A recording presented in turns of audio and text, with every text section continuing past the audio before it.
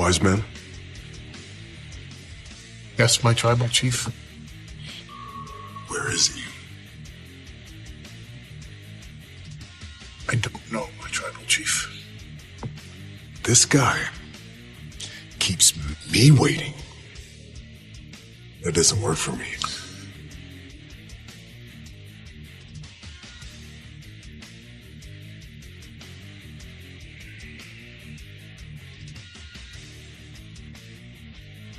Don't have a whole lot of time. Good thing you showed up late. I didn't show up for you. I showed up for Paul Heyman, your wise man. That's good. But let's get one thing straight. I don't need your help. I figured you'd feel that way. I don't necessarily want to give you any help at all. I'm not here for you. I'm here for Paul. I'm happy for you guys. I really am.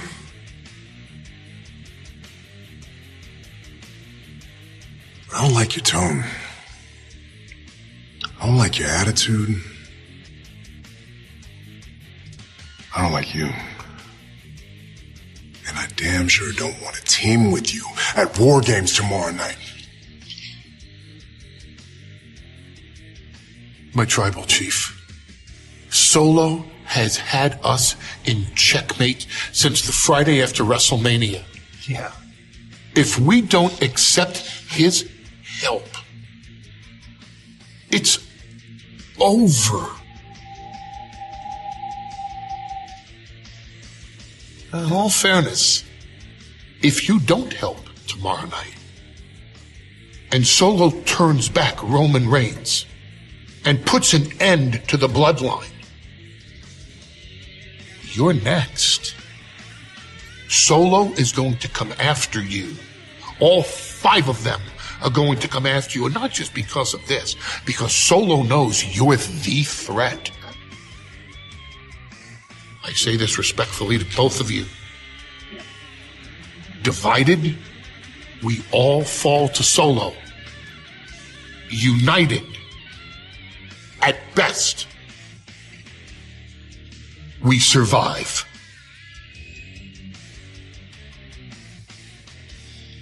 You don't like my attitude? I don't care. I don't like you. Doesn't matter. I'm not here for you. I'm here for Paul. You want your Ulafala back? I want my scalps. I want my revenge for what Solo and his crew did to my friend. If we survive War Games, you want to revisit this conversation? Just me and you? I'm all ears. One time. One time. One favor.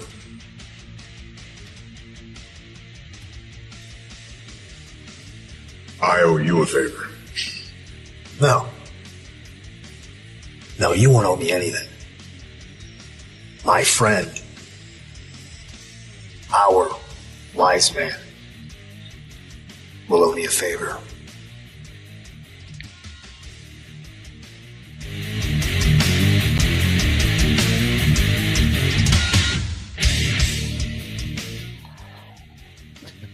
Hello, everyone, and welcome to the Smack Attack. I am your host, Jimmy T. That is my co-host, Dr. Jeff Lippman. John is on assignment somewhere, someplace in Texas, once again. As you can see, Jeff shaking his head. But nevertheless, we're here to not attack you guys, but at least bring the smack to the attack right here on Hamin Media Group. And Jeff, happy Thanksgiving, first of all. And what a funny, weird, bizarre week it's been in pro wrestling. Yeah, well, thanks for that. You are my second show in 2 days with an Australian, so I don't know. Yippee-ki-yay. Yeah. Tie your kangaroo down, mate. I'm not into that type of stuff, Jeff, as you know. But how was your little show actually with Oh, my what was little his name show? again? Well, I didn't mean it like that, but he came out that way. It's not a little show. It's actually a big show. It's a great show.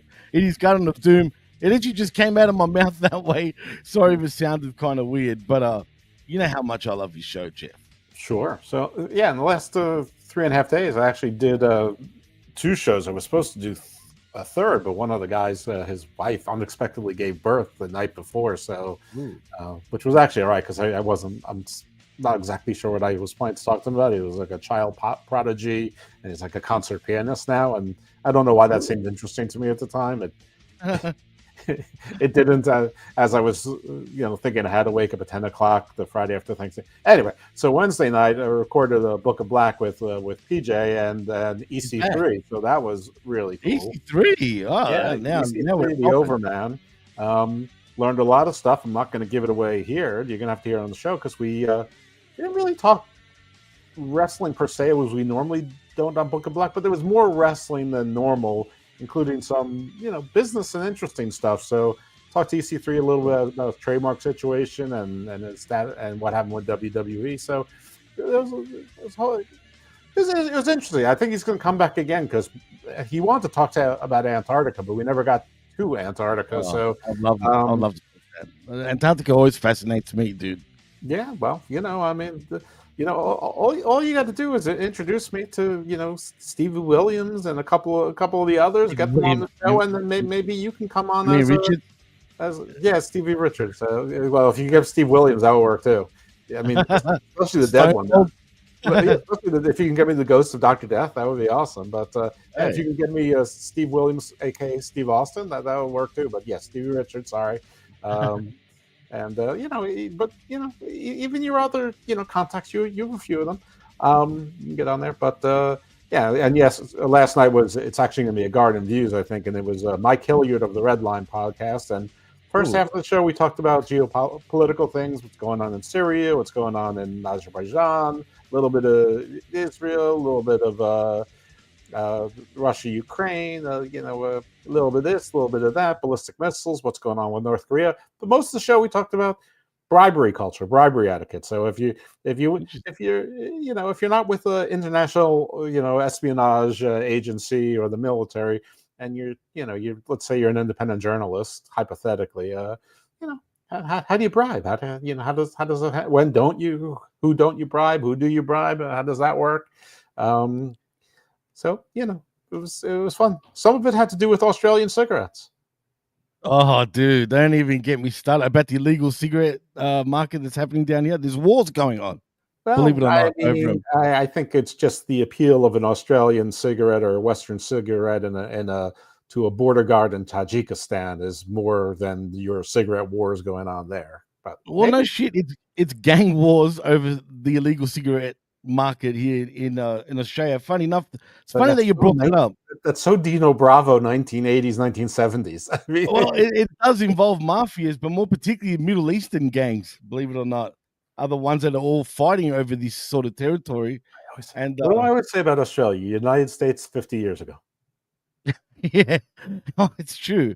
That's why I laughed when you first said that to me many years ago. I actually laughed because it's true. We used to be even more behind years back.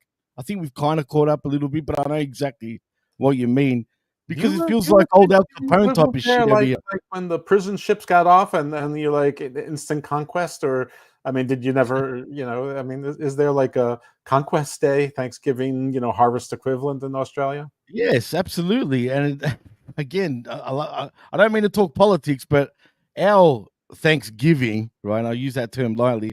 Yeah, is called Australia Day. Every January. Well, yeah, I know, right?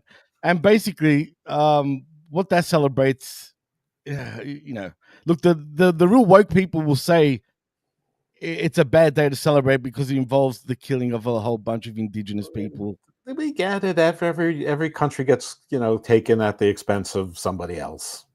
Right, and now people, like a lot of people, don't want to celebrate it anymore. Like when we talk about the Incas or the Maya or the Egyptians or whatever, they migrated or they settled. It's No, they did the same shit.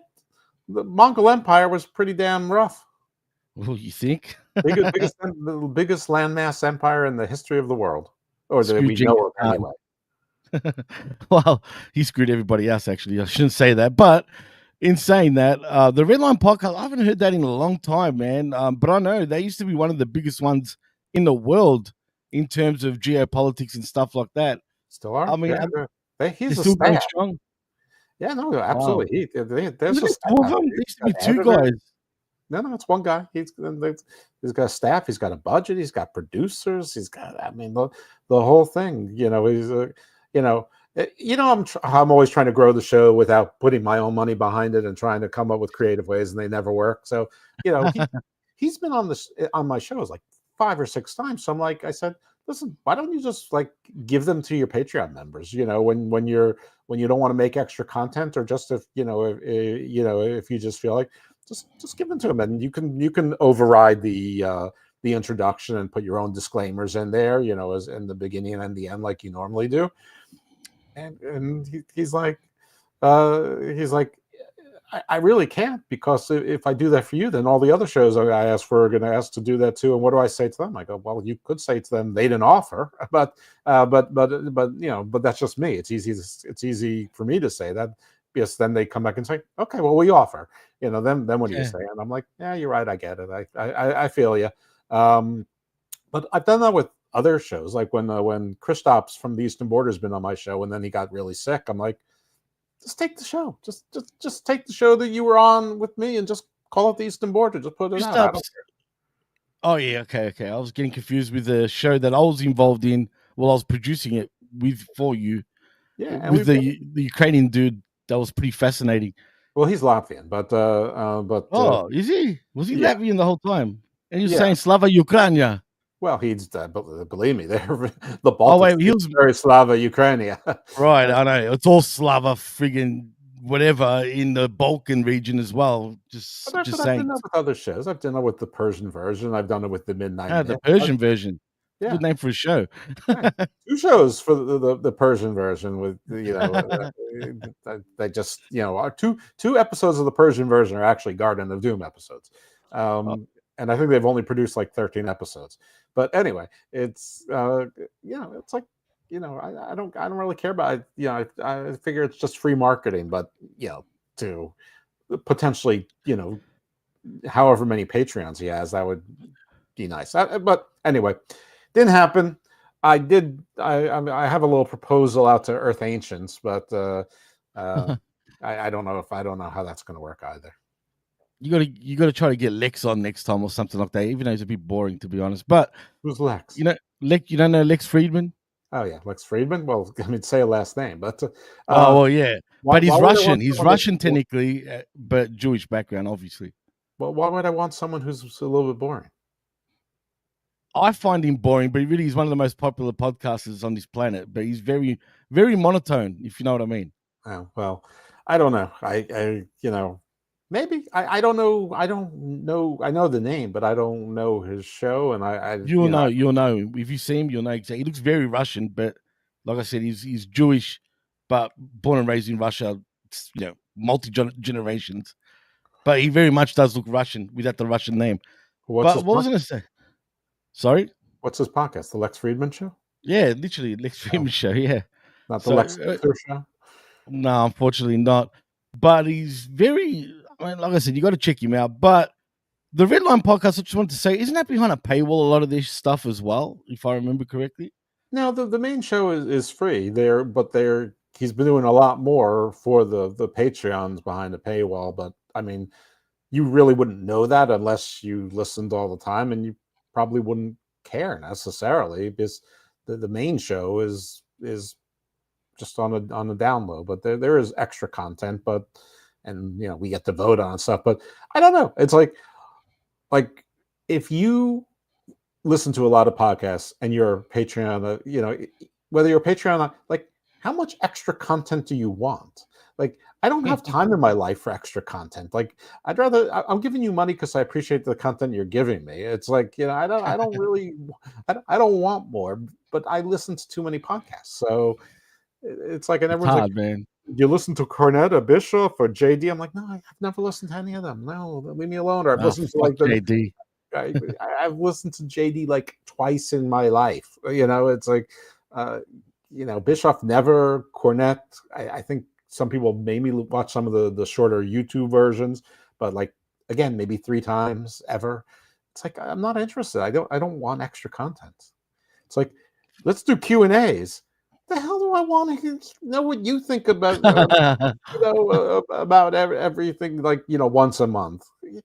I mean, how many? It's like the same questions all the time.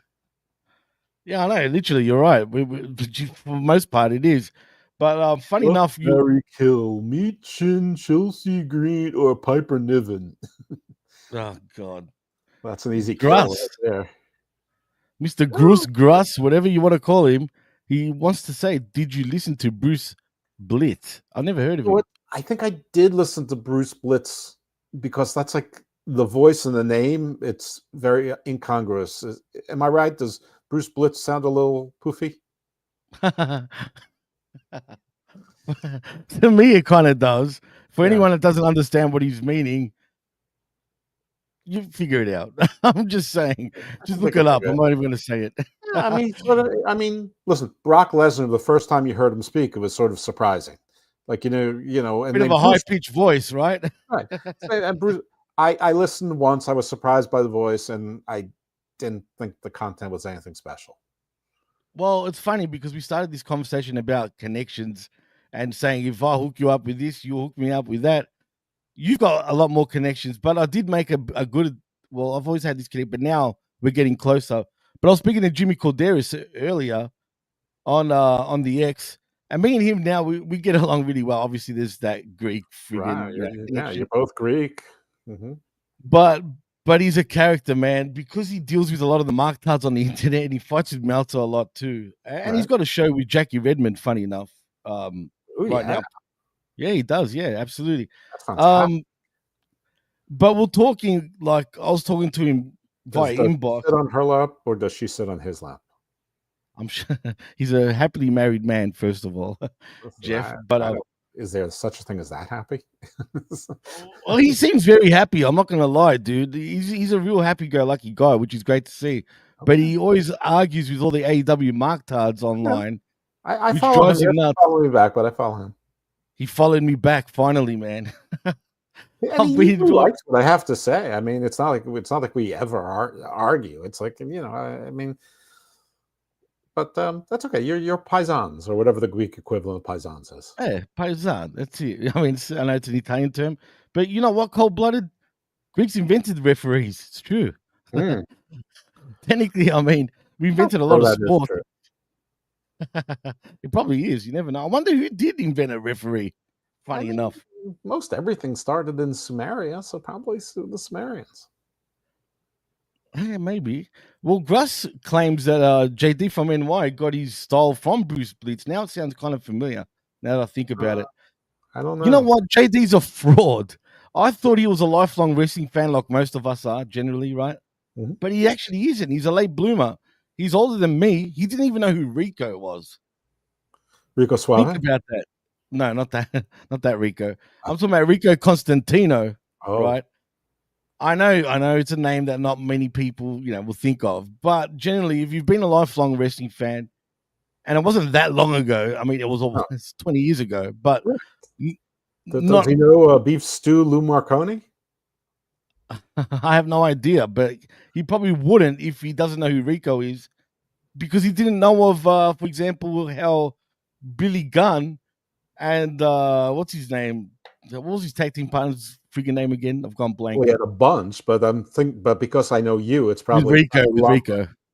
Chuck Palumbo, right? He didn't even know who Chuck Palumbo and Billy Gunn were a tag team. So when I heard that, I was like, "Oh, interesting." And all you guys think he knows everything. Well, that's true. But you know what? The thing about wrestling is it ain't that complicated. It's it's all reruns, so knowing history is fine and dandy. But I don't want to be a wrestling snob about it. I mean, listen, like I said, I have not listened to JD. I am enjoying the fact that I'm blocked by him, so I don't see. Me too. I'm blocked as well. He blocked me too. I've got my I've got. I don't know. It could But be a given during like the but last 3/4 of a year, he's finally admitted, after being the flag bearer for AEW for 4 years, four and a which half he bloody years, or was. He longer. really was, man. And you know what? I don't care about the first year. I get it. I mean, I was wishy-washy about it, but that's because I paid attention to the business stuff and the slow parade of big lies, which turned into literal lies. So I was sort of, and I only liked half the talent, and the other half I didn't like. But anyway, I'm enjoying the fact that like now all of a sudden, like all the people who like loved him hate him now. But he's still not unblocking me, which who cares? I'm nobody. But so Really? I'm He blocked us enjoying. both, Jeff. Yeah, We've got similar circles too. We're running similar circles. I don't understand what's his problem. Well, in fairness, I think he blocked me not for wrestling views, just because I constantly chastised him for not being able to say sentences without cursing in them. I never said boo about him. That's what I don't understand. What his problem is. I don't know. Sometimes, listen, I found on one of my accounts, Ron Killings blocked me. So I think there are some of these group like preemptive blocks. If they just know that other people, they block you. It's you know what I find hilarious? Mike Johnson, right, from good old wrestling, PW Insider. He blocks me on Twitter, but we're friends on Facebook, and he wishes me a happy birthday every year. Go figure. It's strange. I think he also has me blocked on one account and not the other. I don't think I do anything different. But that's not it just is what it is, because I think sometimes it's just who you are connected with. They see who you're followed by and who you follow. I'm like, oh, jerk. I'm just gonna block him. Yeah, eat a dick for all those sensitive people, for crying out loud. Like I said, we've got some friends in common, as in both of us with him. So there's no reason. Cyber friends, right? I mean, I haven't met him in real life, but I can. So. Right, well, exactly. But in saying that, what's this? What are you saying, Gruss? Jimmy's teased that auto happy birthday from Facebook. That's auto happy birthday. Not auto. I mean, Facebook will remind you. Well, my Facebook reminds me once every 11 days because it doesn't feel like I need to know. On the phone, on my computer will. But yeah, it's not auto. Yeah, Todd, you're right. The Comic King's in the house, by the way. He says he has a lot of problems, but Russo thinks he's cool. So what do we know? I hated the fact he was on Russo's show. That burned me big time. Sorry? Russo thinks who's cool? JD from New York, even though he was acting like the biggest marktard when he was on Russo's show pretty recently, actually, man. They were doing a castrating the marks. Go figure with JD, right? Castrating the marks. And again, I love Vinny Roo, man. Like, I'm appreciative that he gives us a platform that I can work on, and I'll always be appreciative of that. But JD, really? I don't know. I don't know. I don't know what to say about it. I mean, I'm not surprised they get along. They're both two Italian guys from New York who two paisanos, literally, who both make their hay off of wrestling. So, well, why not? Pretty big names. I mean, JD's probably bigger in wrestling now than Russo is. I don't know. Whatever. That depends, man. Russo's doing a lot of stuff now, and even some big time shows too, man. So you got to give him that. He's not interested in wrestling any longer. He just does it because he has to, or not because he. That's the bread and butter, dude. Whether he likes it or not, he admits that. I mean, he says it himself. You know what I mean?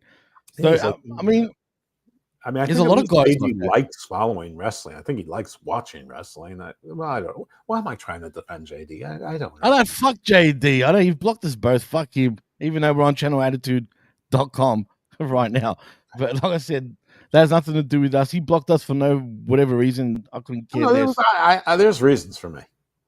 I've got no reason. I can't think of anything other than I got told a few things. I never came up with it publicly unless someone blah blah blah blah blah. Like I know a few things about him being a AEW flag bearer, but and apologizing and trying to say things were great when they were mid to bad.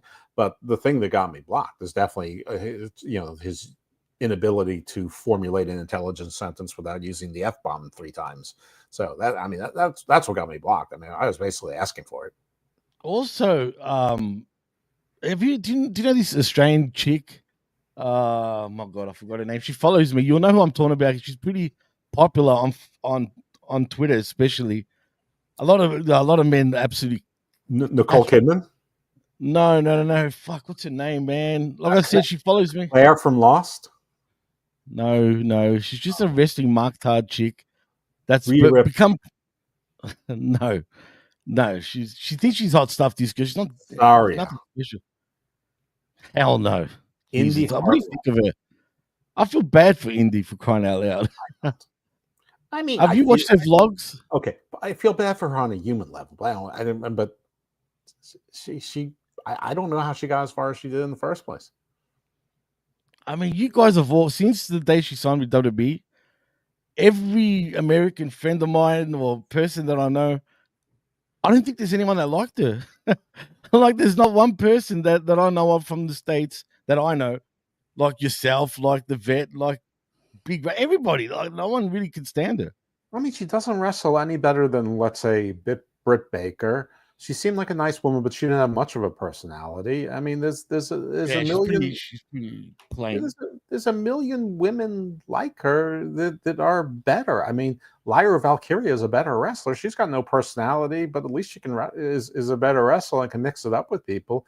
Yeah, Indy really couldn't, and she was also a little bit brittle. And I mean, the Way was a cute little thing, but that was a cute little thing in NXT. I don't know that it would work anywhere else. So, her and Candice, they were not winning. I'm gonna tell you. And Artist Returns, thank you for joining us, bro. And he says, "Come on, Jimmy, there has to be modern day Mulkey Brothers talent." I mean, God, why are we such pricks? Seriously, look at him. Everybody, Indy was boring as fuck, Jimmy. I never said she was entertaining. Put it that way. I just feel sorry for her.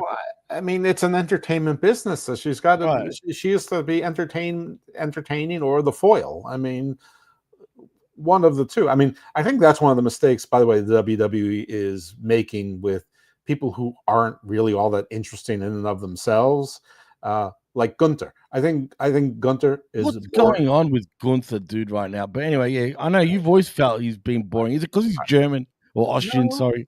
I just think he's boring. He's a good wrestler, but he's boring.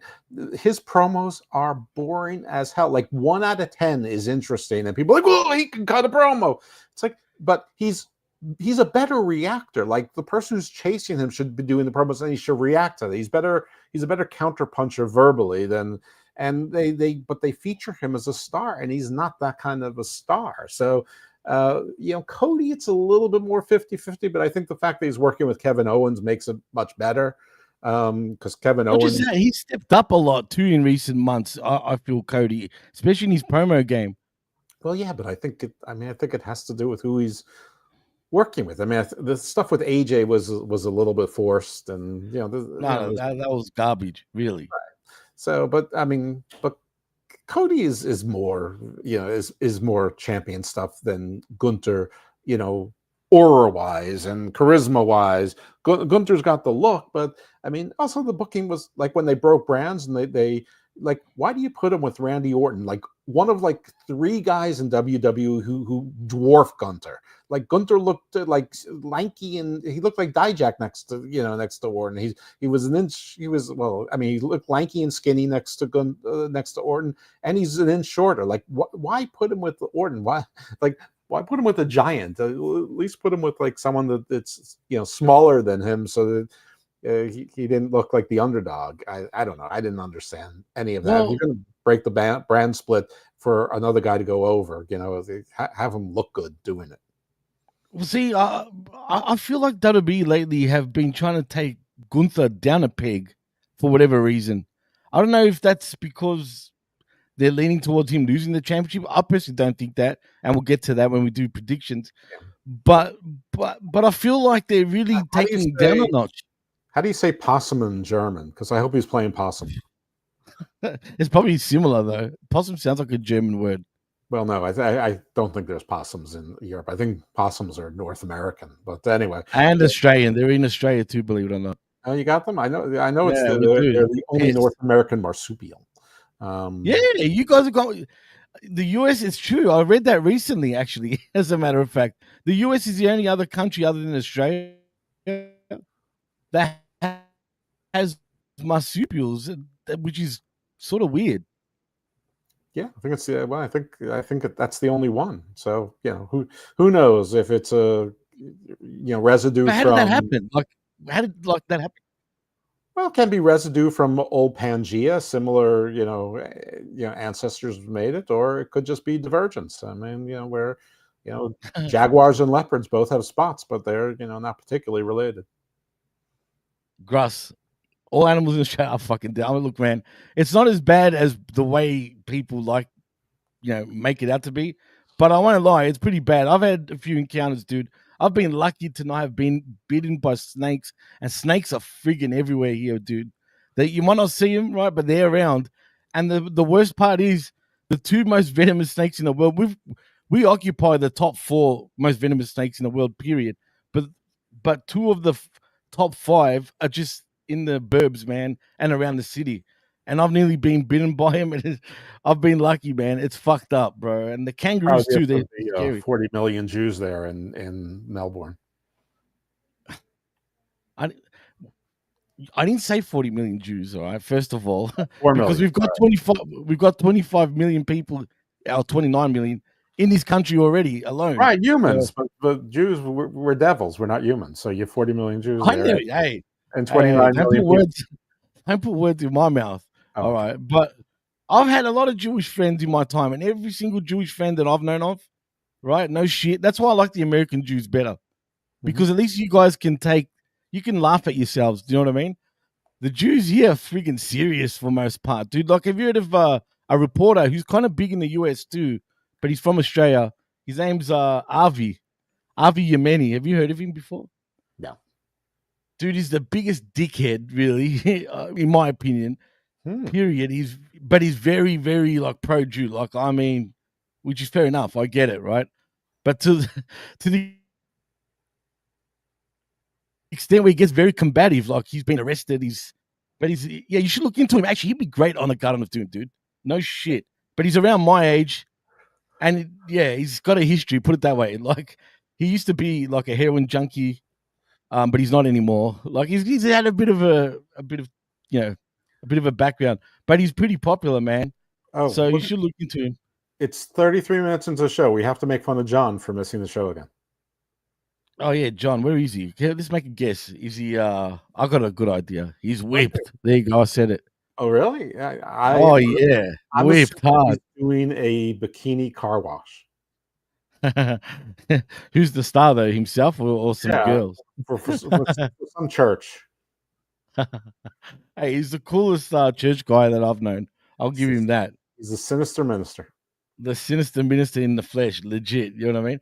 Actually, Cold Blooded brings an interesting point. Sorry, if he was whipped though, like I would see more pictures of him on Facebook with the big Enright smile with him and like the lady, and I haven't seen a lot of those. So, and he told me he was on color guard duty, which I don't know. Is that Pride Week or is that Boy Scouts or both? Or what is he? Was he in the military and didn't tell anyone? I mean, what's color guard duty?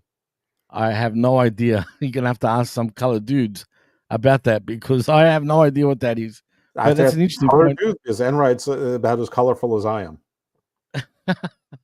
Well, that makes 3 of us, right? I mean, anyway, let's not get too colorful. But Cold Blooded was saying Gunther needs Alana. You think that would work? Maybe. I don't think that's a bad idea. In fact, Lana is available, so she is very much available too. You know what I mean? He doesn't need Alana. He could actually have Lana. Yeah, why not? I mean, the problem is she broke her accent. If she kept the accent, it would be better. So they'd have to find a new one. Maybe that Bozilla woman, can be a spokesperson while learning how to wrestle at the PC. Jesus Christ. The Artist Return says 9 fingers, Lana. Huh? It was a finger licking good though. She missing a finger? Yeah, she is. What? She is. Yeah, you know that. No, I didn't. Come on, dude. Really? Yeah, I didn't know Yeah, she had an accident a couple of years ago, actually, man. So yeah, I forgot about that, but thanks to the artist, he reminded me. Chris Willen's in the house saying, bring in Tiffy time, Ludwig's real wife or girlfriend, not wife. I They're think together fiance, though. sort of in between. It's a hybrid. Dude, I saw some of their videos, TikTok videos recently. They're kind of weird couple. I'm not gonna lie. I mean, I people love this husband and wife thing. Please tell me a husband and wife combination that's worked out to be interesting in wrestling or just in general. in wrestling. Maybe Macho Man Elizabeth, when you think about it. That's the and what happened to them? They got divorced like 2 years later. Right, exactly. Artist says, to answer your question, she almost lost a digit or part of one. She did, I'm pretty sure. Well, Exactly, almost artist. and losing one is the difference between 9 fingers and 10. Unless you're saying she almost lost another one and she's 8 finger. I'm pretty soon she'll just be polydactyl.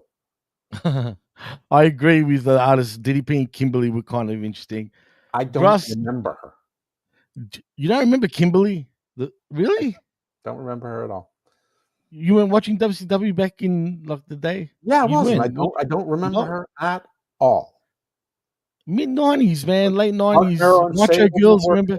Seth and Becky would be a nightmare. Cody and Brandy didn't work out. Moxley and Renee, it's just weird, because that's weird. Yeah, read the book and you'll find out how weird they really are, dude. I mean, on TV, it's just weird. I mean, Punk and AJ never really interacted together as husband and wife. Rusev and Lana was the only one that was memorable in recent history. Yeah, Jeff and Karen Jarrett, what was the thing, and they were. But let's be honest, it's been mostly on the minor leagues. I don't know if it would have been interesting on the major leagues, and and let's not forget that was another disaster from another wrestling marriage. So Kurt Angle, Karen Angle's how I still know her as, really. Right. I mean, Deborah, McMichael, Deborah Austin. Ooh. I mean, and she was Mongo, with everyone, and with Mongo, Steve Austin apparently, hit her. Yeah. No one cares about that, right? Yeah. Everyone else is quick to like bash, any other person or guy for hitting a female, but Stone Cold, right. Of course, no. Sammy Guevara and Tay Mello get married, but both of them are relegated to shitland. I mean, Gargano and Candice LeRae, are they interesting? No, they're not interesting. So, I mean, I think that I think that Tiffy is doing just fine on her own, and frankly, I don't think that Kaiser can afford to be overshadowed by someone like her, because they're trying to make something out of him, and whether I believe it or not, I don't think he has any chance with someone like her who's so much more of a person. Can you imagine him trying to pick her up? How awkward it'd be. He'd be like, "Hello, Lana." Yeah.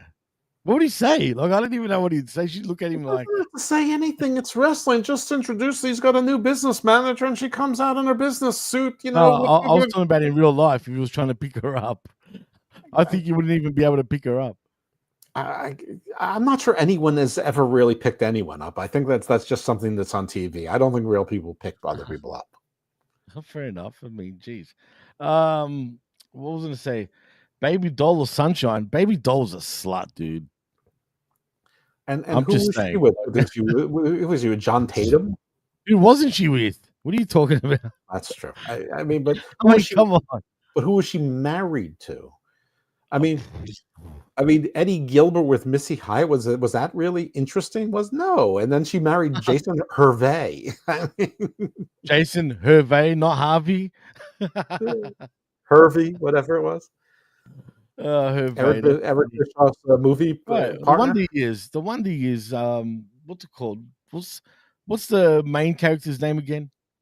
I forgot his name. Of what? Of the Wonder Years. Oh, fuck. I don't know. His real name was Fred Savage. Yeah, I know, Fred Savage, but Jason Hervey played his brother in the Wonder Years. Right. Yeah, I know. Yeah. I mean, listen, Jason Hervey had a pretty good career until he was like 22 and then nothing.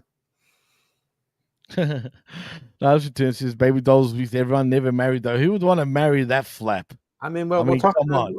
Well, listen, artist returns. We're talking about married couples on TV, not ring rats who made it to TV or they were already on TV because of their rathood or after their rathood. That's a whole different thing. Yeah, Mark and Sable worked out great. You know what Brock never did is show Sable as his wife on TV.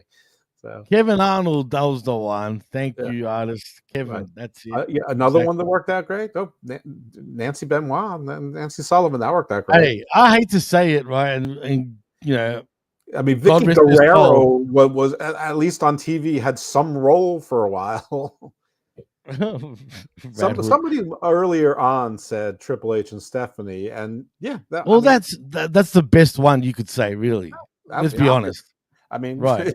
I mean, that's a real power couple. So yeah, but most of it is off screen, but even on screen it works. So that one, yes. But like the Undertaker with his wives was disastrous. Sarah, remember that? What an idiot. And she was a ring rat too, funny enough. That's a true story. Mm-hmm. He met her from signing autographs. I mean, Aldis and Nikki James never worked together. Tom Latimer and Camille almost never worked together. When they did work together, she was Aldis's bodyguard, not Latimer's. That's true. Colbert says any married wrestling couple will need his Billy and Chuck. They should find each other again and get married. AEW had a chance to do that at a certain point. Remember, we were saying this too. Yes, I remember you saying it every single time I have the misfortune of having to. And who do they bring back more recently? Rico, for fuck's sake, not fucking Billy or Chuck. Well, Billy is there, but not Chuck. Man, unbelievable, man. Maybe Chuck has moved on. Maybe. I hope so. I mean, geez. But anyway, we've spoken a lot of random shit since we started this show, and let's get into some things proper before we get into SmackDown. Because we do talk news, and we kind of have sort of spoken about news here and there. But let's talk about the elephant in the not so big room anymore. And I'm talking about AEW, of course. With you told me the news, funny enough, because even though I live in Australia, Jeff broke me the news instead of me knowing already. But we got to talk about AEW moving from a stadium show to a piece of shit of an arena called the Brisbane Entertainment Centre. Trust me when I say it's a piece of shit of an arena. That is egg on the face, dude. I mean, if I were them, I would have just canceled the damn thing and just licked their wounds, dude. For real. Right. Well, Tony Khan can't admit defeat ever. I mean, that's why he's going to continue to run Rampage and Ring of Honor, even though they're not going to be on TV. And keep taping them in the hopes that somebody's going to want the back catalog at some point. This was, I mean, you were telling me that the sales were very bad, and I was looking at it, and like you look at those seating charts, and they don't look so bad, but then you see the number, it's like, 8,700 or 10,100, and you realize it's a 55,000 seat, stadium. That's great, but we were all saying it was an insane idea, and I guess he thought, we go to a new continent, it's going to be like Wembley all over again. I mean, first of all, you got 1/3 of the population in the entire continent of Australia, to just compared to England itself, let alone the UK, and it's not just that though. They chose the wrong city to make a debut in. Put it that way. Absolutely, and they didn't even get paid to pick it. We talked about makes no sense. It's sort of we even did the between Miami and DC. It's like sort of Charlotte. It's like you pick sort of like a tertiary city or whatever. But yeah, it's. But the funny thing, they didn't break the news either. The ticket issuers did. The ticket brokers let everyone who had a ticket know that their tickets are being moved, and they don't have to do, or they do have to do something to claim their tickets within 2 weeks, something like that. That's not the important part. But AEW didn't even announce it themselves. I'm still not sure that they've actually made a formal announcement. I think they just let the dirt sheet sort of overtake it for them. But of course, they were already going to lose money on this show just from the logistics and the visas and the traveling and all the promotion and probably whatever mini touring they were doing. And I thought that it was at least that they were sort of like combining the efforts with Galaxy or whatever show that's in Japan. But apparently, no, the Japan show's like 2 months earlier. So it's not even like they're combining the travels. And nobody's going to that Galaxy show in Japan either. Like nobody's talking about it. Nobody cares. It looks good on paper, though, at least. Well, maybe. But no one's talking about it. That's true. But New Japan is kind of being on a real downward sort of spiral for the last few Kinda. years. They've been hollowed. They are. No, you're right. It's true. They've been hollowed mostly by AEW. Cold Blooded says TK should go full WrestleMania 7 and say he got a bomb threat. Remember that debacle? Absolutely. No, but really, he should have just look. First of all, their marketing team are literally a bunch of knobs. First of all, no, really, they're idiots. I'm agreeing with you. They're knobs. They're fools. They're boobs. Their marketing team, if they've got a marketing team for that matter, because it could be all just TK. Well, and right? Another 4-letter word, Doha. That's where Tony Khan is right now. You can hire. He was in Doha, right? I saw that. You can hire some terrorists right at the source to call in the threat and then invoke your force majeure, act of God terrorism clause. Wow, what's he doing in Doha anyway? I wonder. True. But look, I assure you, he was at the kiddie table at the evildoers cabal meeting. 100% at the kiddie table. There's the main room where the evildoer, like the NWO Illuminati cabal meeting is, and then there's the McDonald's playground attached to it. He was in the McDonald's playground. He was in the moonbound. And look, Dad, I'm in the swing. Oh no, I'm stuck in the tunnels. Shut up, boy. The security guy goes, stop calling me Dad. I know he's there for a trilateral commission meeting or something like that. You know what I mean? Or the what's it called? Is it the Bundaberg group or not Bundaberg?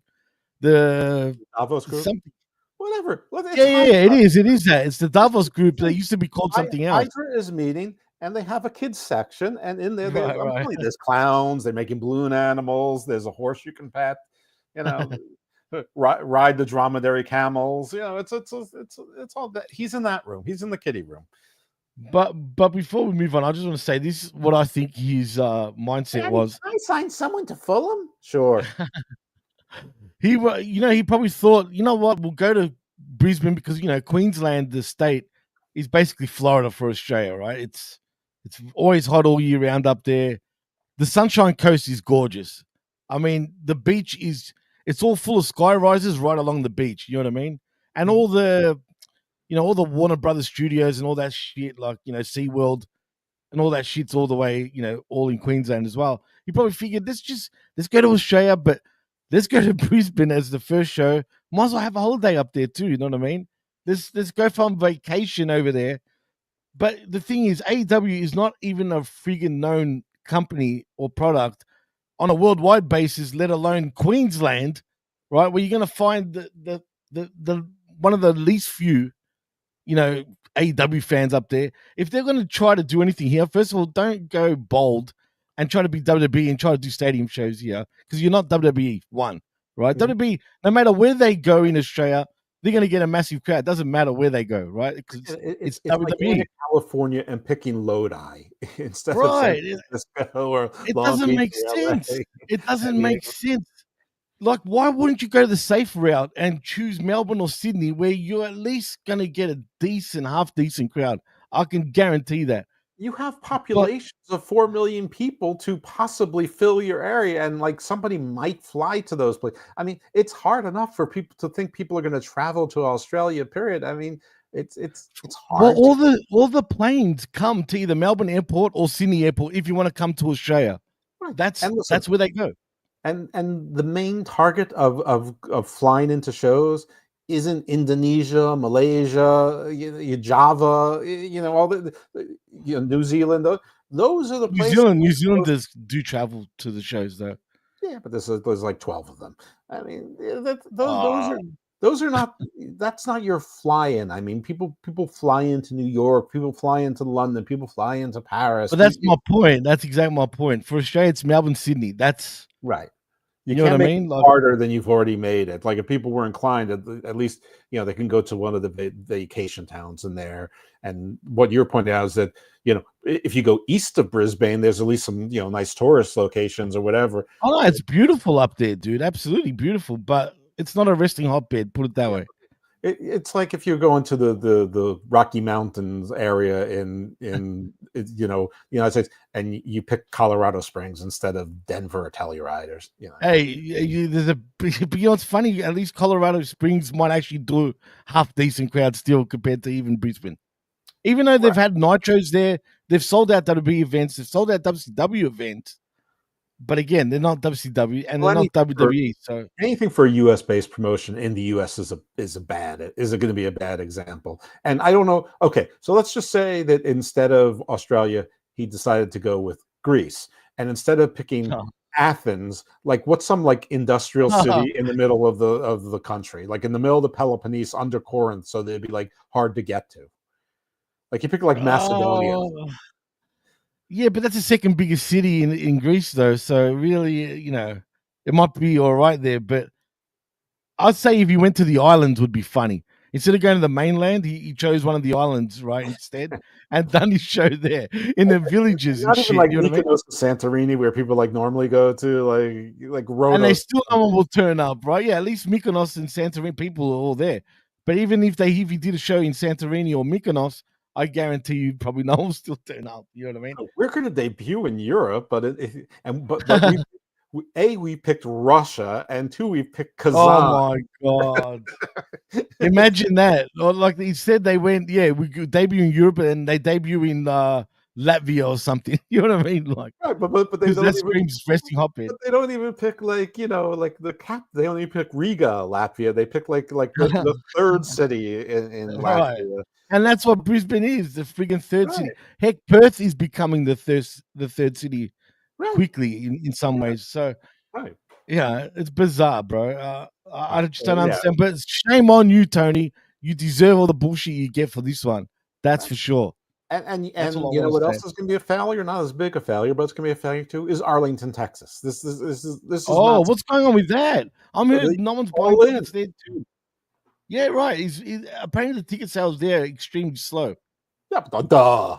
I mean, they can't get 4,000 people legitimately to any show. Like, I mean, you could see the tickets thing, and then like, you know how we used to say there that he was buying 10% or 15% of the tickets all the time. So the last few shows, like magically within the last 2 weeks, they've always been selling exactly 1,278 tickets within the last 2 weeks. Every single show. And so, I mean, that's like 25%. And the shows are on TV, and you can see that they say 3,800 tickets distributed. And you can look at it and you go, maybe there's 2,000 people there. Only the pay-per-view seemed to do decent sort of crowd numbers, and even Full Gear recently, it looks like a few people, but up the top tier was completely empty. Like in the nosebleeds, no one was there. So whatever, man.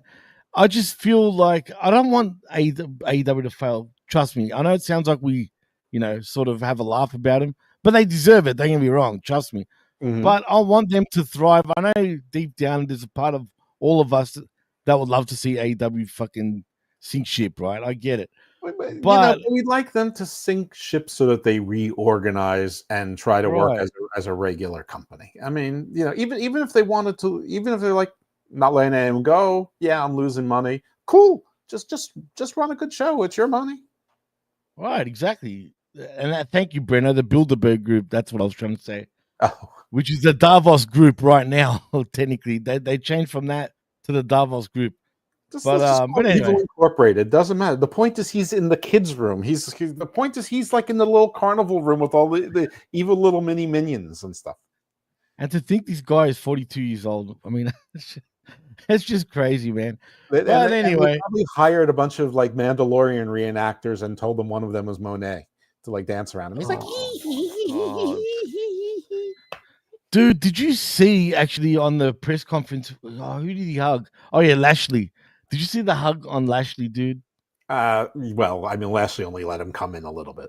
Lashley's like, right, but it was so awkward. But he still. But why does his face change like he wants to cry when he hugs him, dude? Something happens emotionally with him where he gets really weird, bro. Like, it's just like, what's wrong with him? I know he's got the ism or something. Let me say, and I know you're going to want to cover this, but if he wasn't lying, oh, yes. his father does pay to keep him away.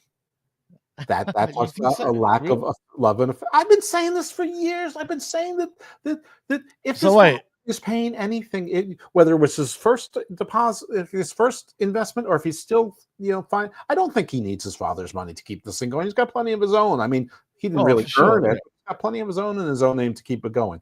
But but whatever his father is paying for, it is keep my idiot son away from the real business's insurance. It's the best money he's ever spent. Man, maybe Josh is right, as you know, very own TK Cooper now, saying TK didn't get enough hugs as a child, That's or what did I'm he get too saying. many? It's a Or lack did he of get too many? affection thing. Weird dude, man. You don't do that. Can't escape his grasp. So and some of them welcome it too because they're like, he's got lots of money. Yes. Samoa Joe's like, that's close enough, and Lashley's like, okay. Okada's face was the best too with the hug, but the artist says, "Puro TK love." I see what you did there, artist. Puro, you Yeah, get it, like I get But anyway, yeah, TK. We could talk. We could do a whole show just talking about him, man.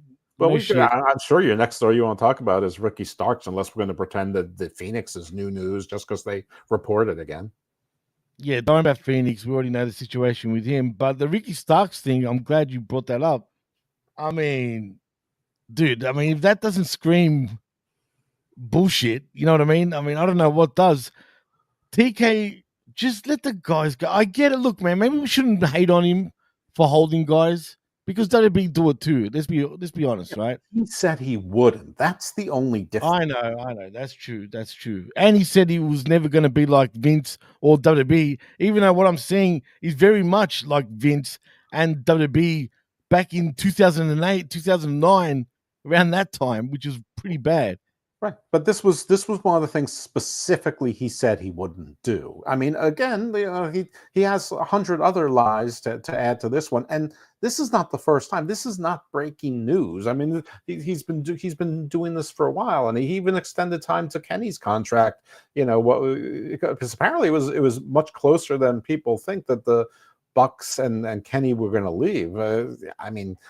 Kenny was very close. He said that. He actually had good talks with Triple H and I've heard WWE. of some other people, though, in the industry that it was really close, and I don't know how they know that, but they do. And but Kenny's the only one of them. I mean, I wouldn't want the Bucks. I wouldn't want Jack Perry. I would have wanted Hangman Page after the whole Punk, before the whole Punk thing. Now, I don't think I would. Yeah, I know. There's a lot I wouldn't take, but you're right. Talking about self-sabotage, Hangman's a great example, in my opinion, of someone that was very hot at one stage in terms of, in the wrestling world. Heck, even the Bucks were. Let's be honest, man. There was a stage where everybody loved the Bucks at one stage. Now they've just become so like stagnant and what the Bucks were? They were like that underground band, that college band that made it really big, and then everyone realized that they're like the Dave Matthews Band. They're great marketers. That's why. What's that? They were great marketers for themselves at the time. That's why. Right. But they were like the Dave Matthews Band. Like organically, they grew, and there was this whole thing, and then all of a sudden, and then they got big, and then all of a sudden, it's like, all right, it's ants marching, yay! I mean, what would I say? I say enough. That it's like the fans are all middle-aged, balding. Dude, have you seen the contrast? Huh? No, but it's funny that you even say that because the contrast of fans between WWE and AEW, there's a clear difference between these sets of fans. I'm talking about even in looks, dude. Like when you go to a WWE event these days, I know it's going to sound funny, but it's true. Even you see it on television generally, not this week on SmackDown, though. That was a pretty horrific sort of looking crowd. I don't know why, but it was what it was.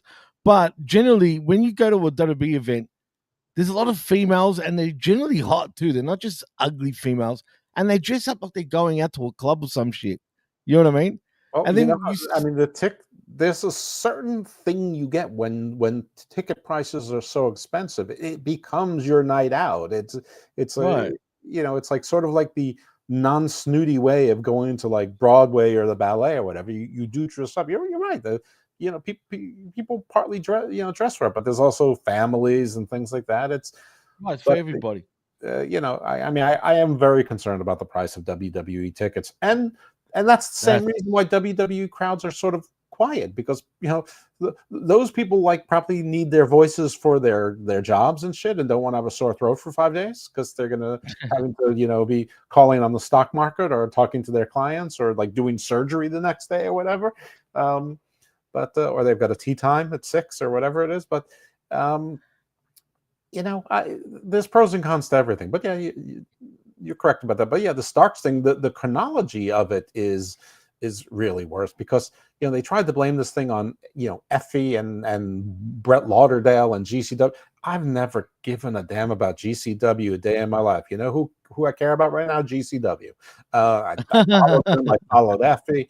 I'm I'm all for it, because first of all, didn't say anything untrue. Didn't say, it wasn't insulting to Shad. If anything, it was insulting to Tony. But the chronology of it, that interview aired 7 days before Ricky Starks already was at GCW. It was obviously Ricky Starks's, you're not going to contain me, you're not going to edit me, you're not going to control me promo. Basically the same thing that the Miro and everybody who left WWE said for the first 3 years when they came to AEW. I'm out of my Prison Break promo. He does a Prison Break promo of his own at GCW, working, not shooting, but who knows? Yeah. And then Tony pulls him from it. I mean, the chronology speaks for itself. I mean, people always trying to make things up. Don't believe your lying eyes, believe the spin that you get.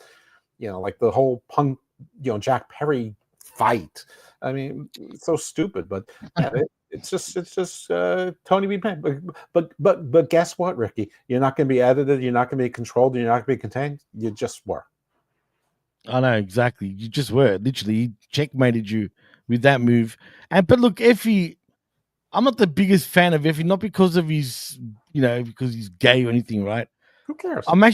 I get offended by what he does sometimes because of his gayness, like, dildos and shit like that. For me, that's not, there shouldn't be that shit in wrestling. He's a great marketer of himself, though, too. Well, I mean, that's like saying, that's like, if you like the Marvel Cinematic Universe, you're probably not you're probably not going to go to Grindhouse softcore porn the next day with it's different. There's different. GCW is not meant for the MCU fan, right? I mean, Josh thinks, by the way, Jeff, you mean Soy Boy Perry? Soy Boy Perry, I might. Soy, what is the worst word? Soy boy. How bad is that, dude?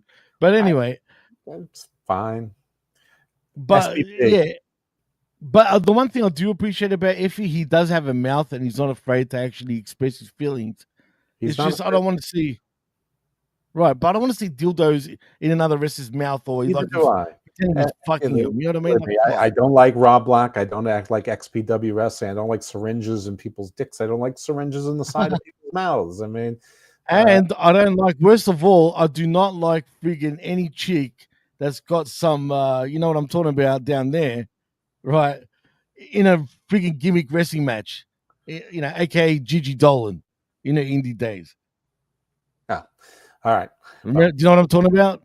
I'm sure that I did, and I've forgotten about it, and that's the good. Period spot. That's okay. Yeah, I know. Thanks. It scarred me too. Don't worry. Yeah, thanks for that. Well, I'm going to remind you.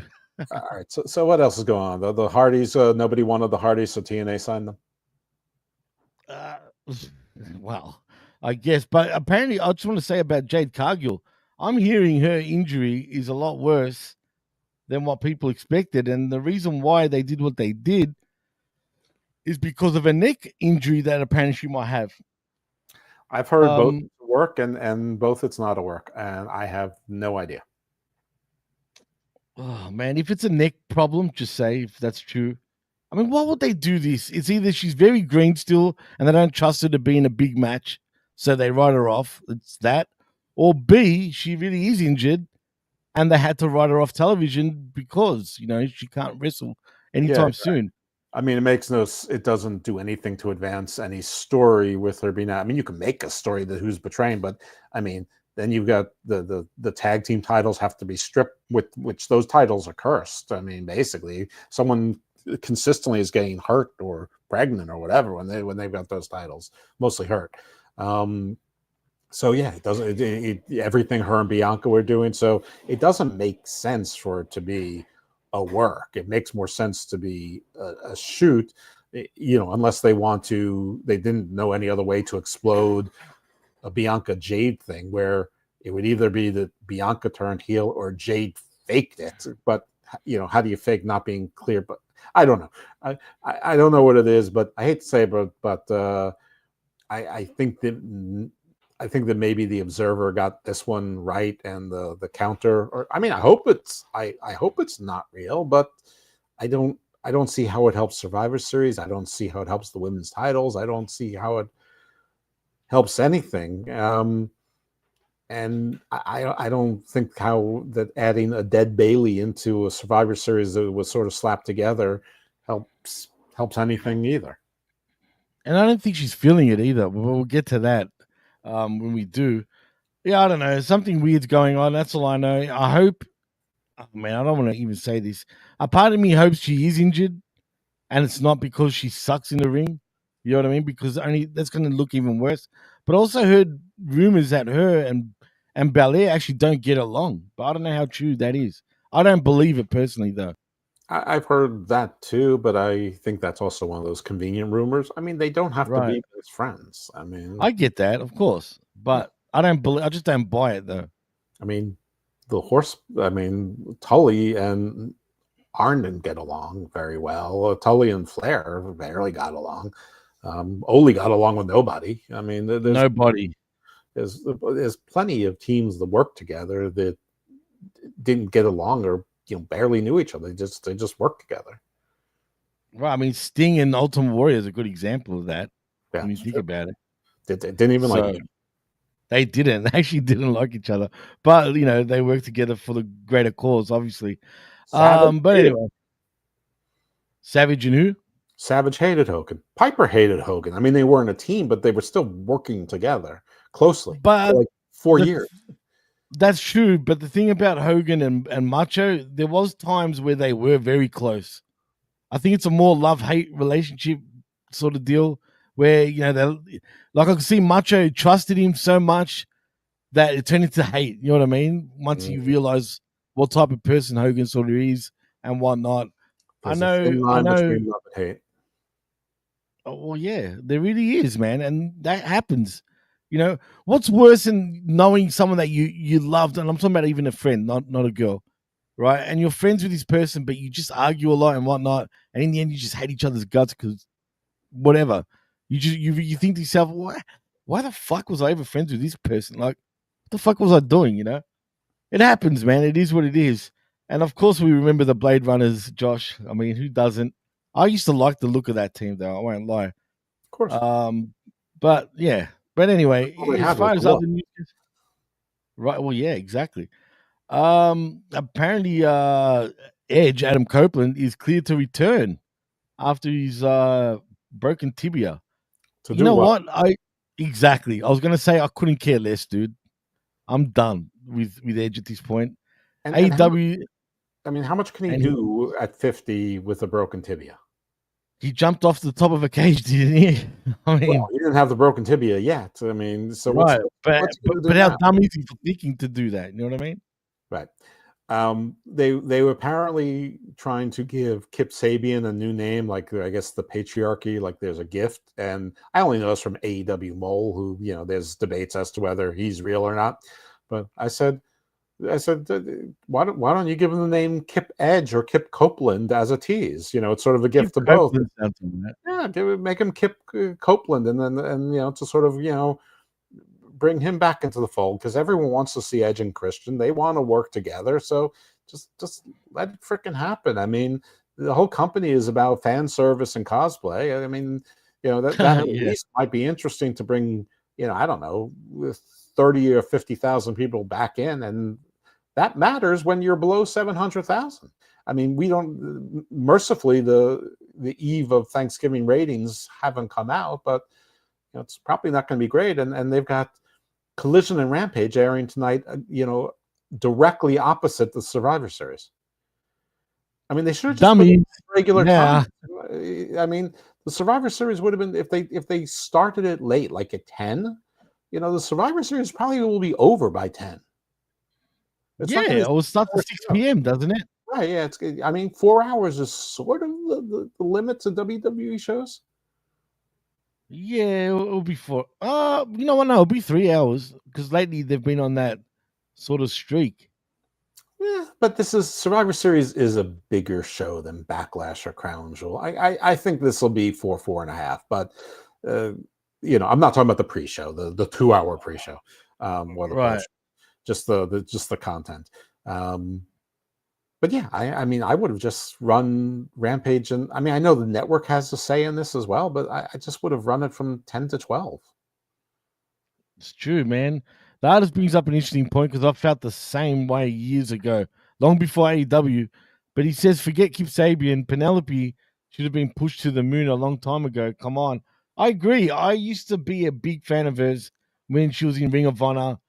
I don't know what she saw in friggin' Joey Janela at the time because she was so much hotter back then too compared to now. But I find like she's sort of finding a groove again. But there was a stage where I thought this chick is going to be something big in the future, and then she plateaued really bad once she signed with AEW because they just didn't know how to use her and didn't know what to do with her. But she's a lot more talented than people realize, in my opinion, anyway. Well, she only had a few moves. She really couldn't put a match together, but she could have learned. Like she did the Matrix, defense, which was pretty cool. Right. And I saw her at Starcast. I went to Starcast 19, and the one in Baltimore, not the big one, not the first one. She's a great looking girl in person. I mean, really, She's gorgeous. yeah. Actually, Brooke Baker in person is better looking than she is on TV. Also, and I've heard that. I've heard that by more than just you, but I find her unattractive right now. I'm talking about Brooke Baker. She's her weird, face, dude. her body, she's a stick. You know who's pretty in person? This is gonna sound Adam Page. He's beautiful in person. He's much better looking in person. I mean, he's good looking. He could be a model, but actually, maybe he can't. See, if you're better looking in person than you are on TV, that's sort of the opposite of a model. But anyway, It's true. yeah, but That's funny. But yeah, I don't know what happened to her in that. Well, I do. Tony falls in love with 2 or 3 people at a time, and everyone else is, on the side, and some of them are basically variations on her. I mean, Anna Jay is a variation on her. Taya Valkyrie is a variation on her. Mariah May is a variation on her. I mean, there's only so many, blonde bombshells you can have, and I'm sure being married to Kip Sabian, who was, sort of perennially on the outs. Why he resigned, I'm not really sure, but well, I guess big money. But probably she was probably on the outs by the transitive property. Those things don't tend to work out. Like, again, that's another detriment of being in a wrestling couplehood, is if like your spouse is out, you tend to be out too. Dude, and we forgot to mention this couple. I don't know how, but we forgot to mention Sonny and Candido.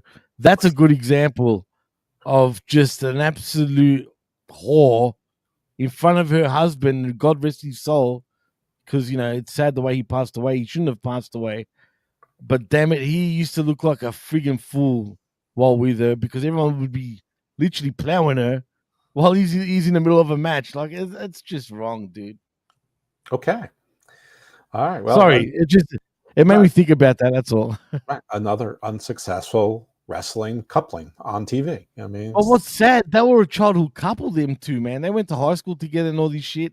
And the second he got into pro wrestling and she was with him, damn.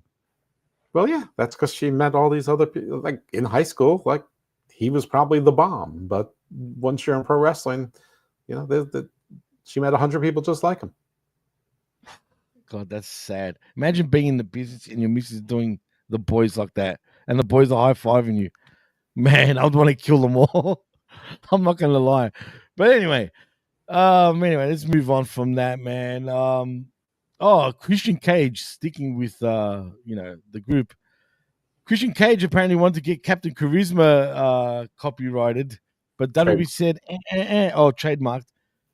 WWE, though, instead said, You know what, though? That's ours. I looked now. Listen, I looked on my phone. It's much harder to do this. But I looked on the trademark electronics, and so if there's a serial number in any of those articles, I'd like to look it up because I found when you type in Captain Charisma, four trademarks come up, and they're all abandoned, and they're all abandoned back in 2006 or 2011, something like that, and they were all owned or filed by Jason Rizzo, that's Christian's real name. He owned it at one stage. But there's he used to use it in TNA as well. When I think about it, but there's no new docket entries, so I don't know if he just asked them and they said we're absolutely going to oppose that, or if for whatever reason. So because usually when you type in the words, the most recent thing and the exact match will come up, but not always. It's weird. It's not algorithmically. That's why you need professional searches done to move the data in a way that makes order. And there's thousands of things when you type in Captain Charisma just because of Captain. But there were 4 Captain Charismas right in order, and they were all his, and they were all abandoned a long time ago with no docket entry. So I don't see any evidence. I didn't look all that hard, but I don't see any evidence that he filed for anything and anyone opposed it. So I don't know if he said, "Yeah, I was thinking about getting Captain Charisma," and I waved up the flagpole and they said no, or if he sent them a letter and they said no, or he actually filed and it for whatever reason just shows up somewhere, 32 pages down the trademark list. But maybe while we're doing this, maybe at some point I'll try to log on to please find out about that, because I'm intrigued, and unless this story is all just bullshit, I guess. It could be. It's just a strangely specific story for it to be bullshit. But again, I look because a lot of times they say WWE blocked it, and it's WWE is not involved. There's the trademark office blocks it themselves or whatever, but I couldn't even find anything recent. Anyway, I'm just saying the same thing over and over again. So yeah, let's move on, and I'll try and pull it up. And one other piece of news, and then we'll get into SmackDown. Matt Riddle makes a surprise TNA debut appearance at TNA Turning Point. Really Riddle TNA, kind of, I guess.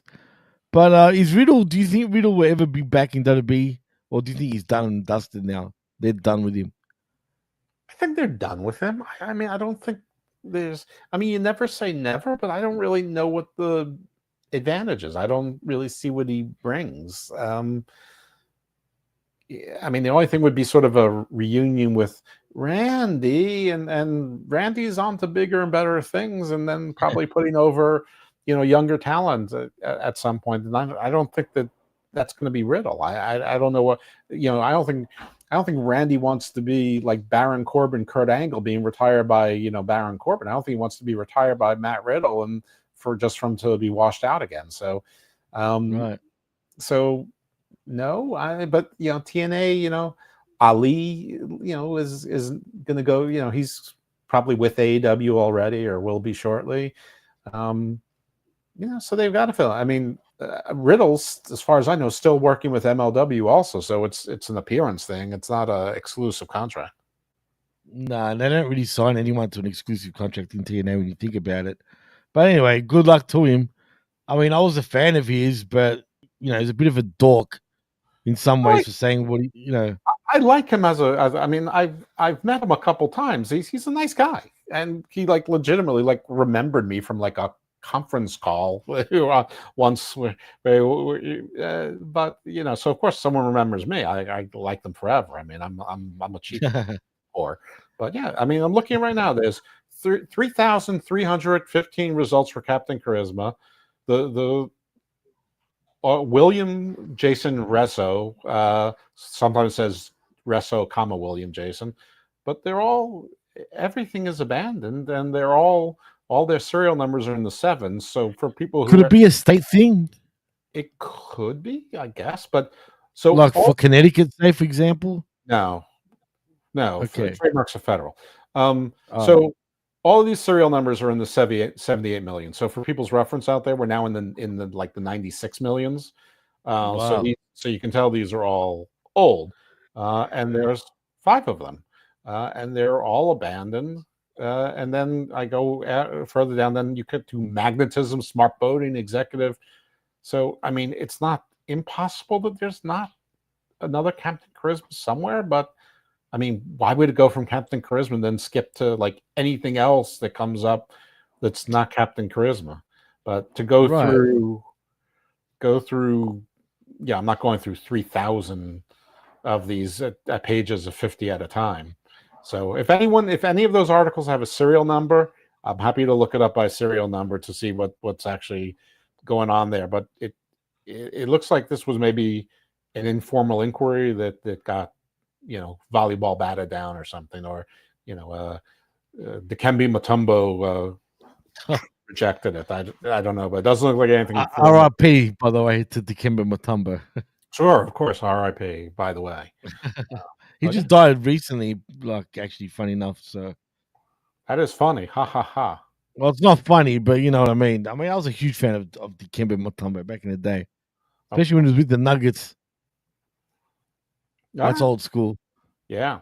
But anyway, we're not here to talk basketball. Could it be done in good faith, possibly, because WWE want to do it? Like, you know what I mean? Maybe, like you said earlier, he asked WWE, and WWE like, oh no, we're gonna trademark it. Just kind of like what happened with Cody.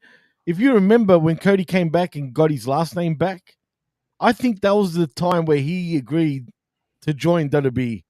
That was the moment that he was going to go back, because it was not long after that he left AEW. When you think about it, I don't believe in coincidences in the wrestling business when it comes to that sort of stuff. I mean, WWE has definitely been doing things with trademarks as part of enticing people. So they, Andrade El Idolo was denied his trademark by the trademark office, but the WWE wasn't going to cooperate either. And then they let him get Andrade El Idolo, so he owns that now, and came back to WWE. They obviously, TKO gave The Rock all of his trademarks, everything. It's part of. So there's all that. But recently, there's a story also with the WWE filed a trademark for Edge. So yeah, maybe they are like, yeah, these guys are going to ride out their contracts and they're going to want to do one more tour with us, or if nothing else, they can have Legends contracts, and we want to market the characters. That's it. WWE has always wanted to market their IP. And listen, my theory on why Hologram was pushed so mercilessly is because that's the first character that TK created, and it's the first IP, because that guy was Aramis. He it's like he had a name. He didn't just pop out of nowhere. And coincidentally, who do they have masks for? The AEW sign? Hologram. And when he gets hurt, they make Harleygram, still selling the same mask. So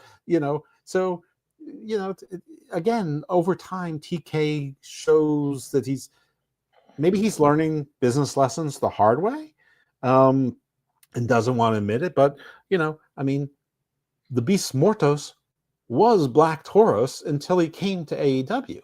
Right, it's true, and he's over as Mortos too. Come on. But he's starting with like the luchadors who like have no leverage, basically. The guys that come and barely scraping on the mid majors, which is really a nice way of saying the bigger minor leagues. That have some TV.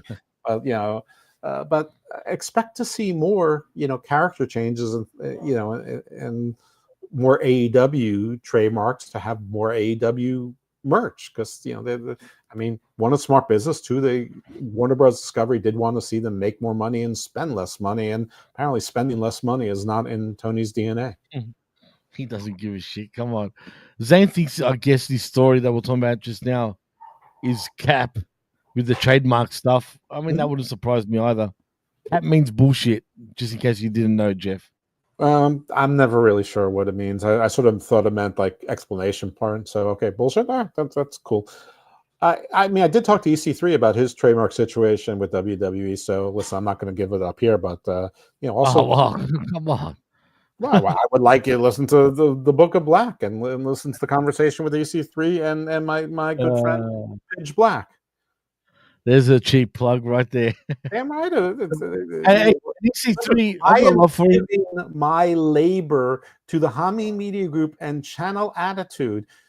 You know, I'm not. EC3 is part of the family here at Channel Attitude too. You know. I'm not paid the big bucks like you are from them. I don't get all those Yeah. Patreon dollars. I don't. I don't even get my face slap for free. I Oh mean, not by man. being mean anyway. I mean, my wife, sure. Wow. That'll be the hardest slap you ever get. Well, she doesn't. What do you slap mean saying I'm me. Cap? She's Latina. She just kills people. She kills people. Right. She's Latina. She's not wasting her time with a open hand. She uses a closed fist or an elbow. Speaking of elbows, we're getting to SmackDown because you know what? Let's get into SmackDown now because we've pretty much broken down all the main news and we have 3 hours and 15 minutes till Survivor Series starts. Yeah, well, we'll be done, within the hour, I think. Anyway, don't worry, Jeff. We'll sort of glide past it because this show. Usually, this meandering isn't my fault. Today, it's mostly my fault. It's all good, man. I don't mind. You know what I mean? know you don't mind. I mean, I don't know if the listeners really. I don't know that they listen to Smack Attack really to hear about SmackDown. I mean, I know the show long enough to know that listen, 5 things happened in SmackDown. And by the way, you're going to see them 42 times during the pre-show. You're going to see them 42 times during the recaps of the Royal Rumble, and you're going to see them all during anything that was important. You'll see in the post-show and during the week on Raw and SmackDown next week. Well, the artist must be really pumped to be watching AEW in about an hour and 15 minutes because he can't wait. Apparently, I mean, right. I know I'm lying saying that. But make sure you get your hologram mask. That is the worst. It's a gimp mask. What the hell is that shit? It is terrible. It's a terrible mask. So if he drew this shit, whatever, like the prototypes and all that, whatever, dude. Obviously, he was on some good shit because he was seeing holograms. You know what it looks like? It looks like they took like the overstock from the old Battlestar Galactica Cylon masks and they just painted like lavender. Everything except the grill. But also, he looks like a Burns victim. No, really, I'm being dead serious. Doesn't the mask look like a burn? When I first saw him, right, I was saying to the vet on direct, kid, I go, "What is he? A burn victim?" Like, so he's Deadpool. But his Deadpool looks cool. This guy looks like a legit burn victim. You know, with that type of mask. Yeah, something like that. Okay. Lardis wants to know. I remember Lasertron, Eddie. Anyone? I don't care. I was never into that type of shit. I don't like Tron personally, so yeah, I couldn't care less. But anyway, Jeff, let's get into SmackDown though, because it is a taped show from the week before, since it was Thanksgiving weekend and whatnot. Well, Thanksgiving week. And we're coming back from the Mormon capital of the world in Utah, Salt Lake, Utah. At what was the arena called again? The Delta Center. Of course, it's been the Delta Center for years. The Jesus Center. Anyway, he should be could be the Alien Center, if you know what I mean. Maybe I shouldn't say that. More money. It could be. No, I'm not going to get into religion. I was going to say something, but I won't because I don't want to get heat. I know enough Mormons. I don't need to, get into that, but we do get the first segment of the evening underway because we see a whole bunch of women for the War Games match, consisting of Bianca Belair, Naomi, Io Sky, Bayley, and of course, Mummy herself in Rhea Ripley. As they make their entrance to get in the ring and on the mic, Rhea begins saying none of them are the best of friends, but none of that actually matters because tomorrow night they step into one of the most dangerous matches WWE has to offer, and they all have someone they want to get their hands on. So tomorrow night, it all ends, and no one will be able to stop them from brutalizing those women. And she says, think about it for a second. Everything they've done and everything they've achieved. Naomi agrees and says Nia Jax and her lapdogs are going to get what they deserve and then some because they've been nothing but pains Her and Bailey, herself and Bailey's sides, and she promises the glow will be both felt and dealt. Wow. That sounds very intriguing. Anyway, Bianca and Io also take turns to say that they are going to win, and then enter the heel team consisting of Raquel Rodriguez, Liv Morgan, Tiffany Stratton, Candice Get the Fuck Off My TV LeRae, and Nia Jax herself. Liv Morgan says it's funny the babyface team is so confident of their victory, and Nia asks if Bianca had a brain fart and forgot that Bailey and Io tortured her for years, or if Bailey forgot that Sky stabbed her in the back before WrestleMania. They're not going to implode before they get to the ring.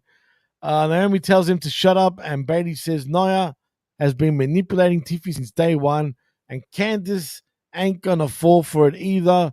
Morgan tells Bailey to stop trying to manipulate them because she's not good at it, and insinuates that Bailey attacked Jade Cargill to get on the team. Ripley then tells her to shut up and stop wasting everybody's time, and soon she won't be able to hide behind anyone because when she steps in the cage, there'll be nowhere to run, and she'll have to fight her in the end. Liv says she's right, and that's how she's putting her money where her mouth is, and break her face on that steel cage tomorrow night, which is tonight. Ripley tells her to shut up and stop. I already said that, sorry.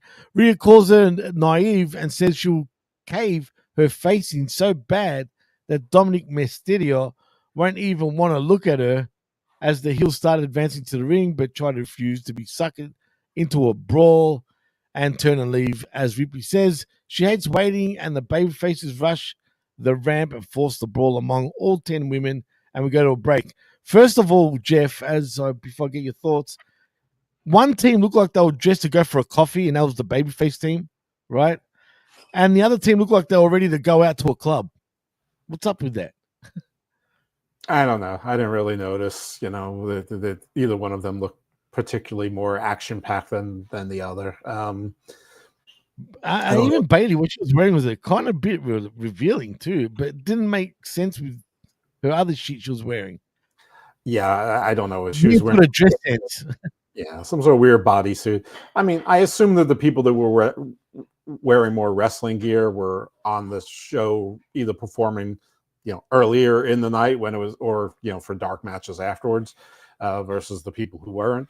But I mean, this was total paint by numbers. It was fine. I mean, the heels made good points about Bailey and Io and all that, but yeah, I mean. What the hell was Naomi wearing, for crying out loud? She looked like a piece of ham. I don't know. Well, I don't remember what she was wearing. You just want to slap her all over her friggin' body. Actually, Naomi was in the full black leather. Actually, she looked the best of anyone. The vinyl. She looked like the vinyl, not leather. She was in. Okay, well, that was the best vinyl, I think I've ever seen her look, actually. But I mean, since the Funkadactyl days, anyway. By the way, she plugged Tyrus on the Book of Black. This was it was paint by numbers. Really? It could have been a 5-minute segment. Instead, it was 15 minutes. It felt like to me also Bailey didn't even want to be there, dude. She looked out of place and kind of upset, or am I just looking too much into it? Well, she is out of place, and she's been looking upset, and I don't know if it's because she's in pain. I don't know if when she comes out, like she used to get cheered like Becky, and now it's like she gets silenced like Candice LeRae. I don't know if she does though, dude. Not many people are cheering Bailey anymore. Have you noticed that? Yes, that's why I'm saying it. It's been silenced. Right.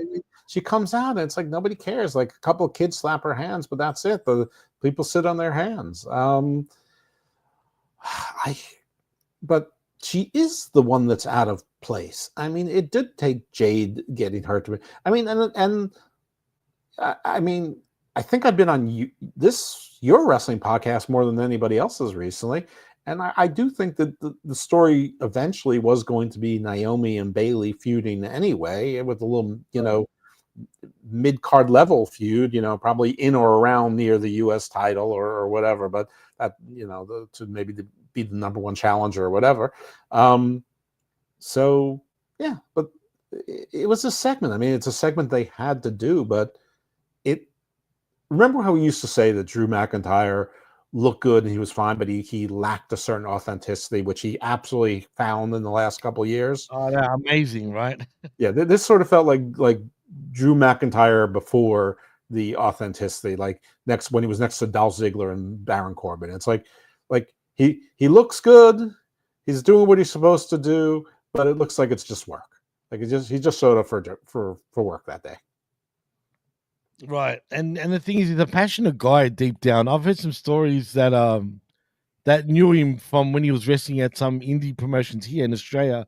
When he felt like he had a bad match, there was one indie promotion in particular here in Australia that he felt was such a bad match. He started like skitzing out, man, in the back, kicking chairs, just wasn't happy. And apparently he's a bit of a perfectionist, which is good to hear, I guess, but no need to get violent over it. It's a metaphor. We're not talking about really Drew. We're talking about how right, I know. All these 5 women just seemed like they came out, they did what they were supposed to do, but it didn't feel, none of it felt like there was any heart. Would have this been the perfect time instead of having Bailey in the match? Would have been better to bring back Charlotte for this match if she's ready. I mean, yeah, and it would make sense that she'd be the one who would take out the the most statuesque woman, the vision of perfection that's there, instead of her being the vision of perfection. Sure, Charlotte would have been more interesting. I mean, a lot of things would have been more interesting.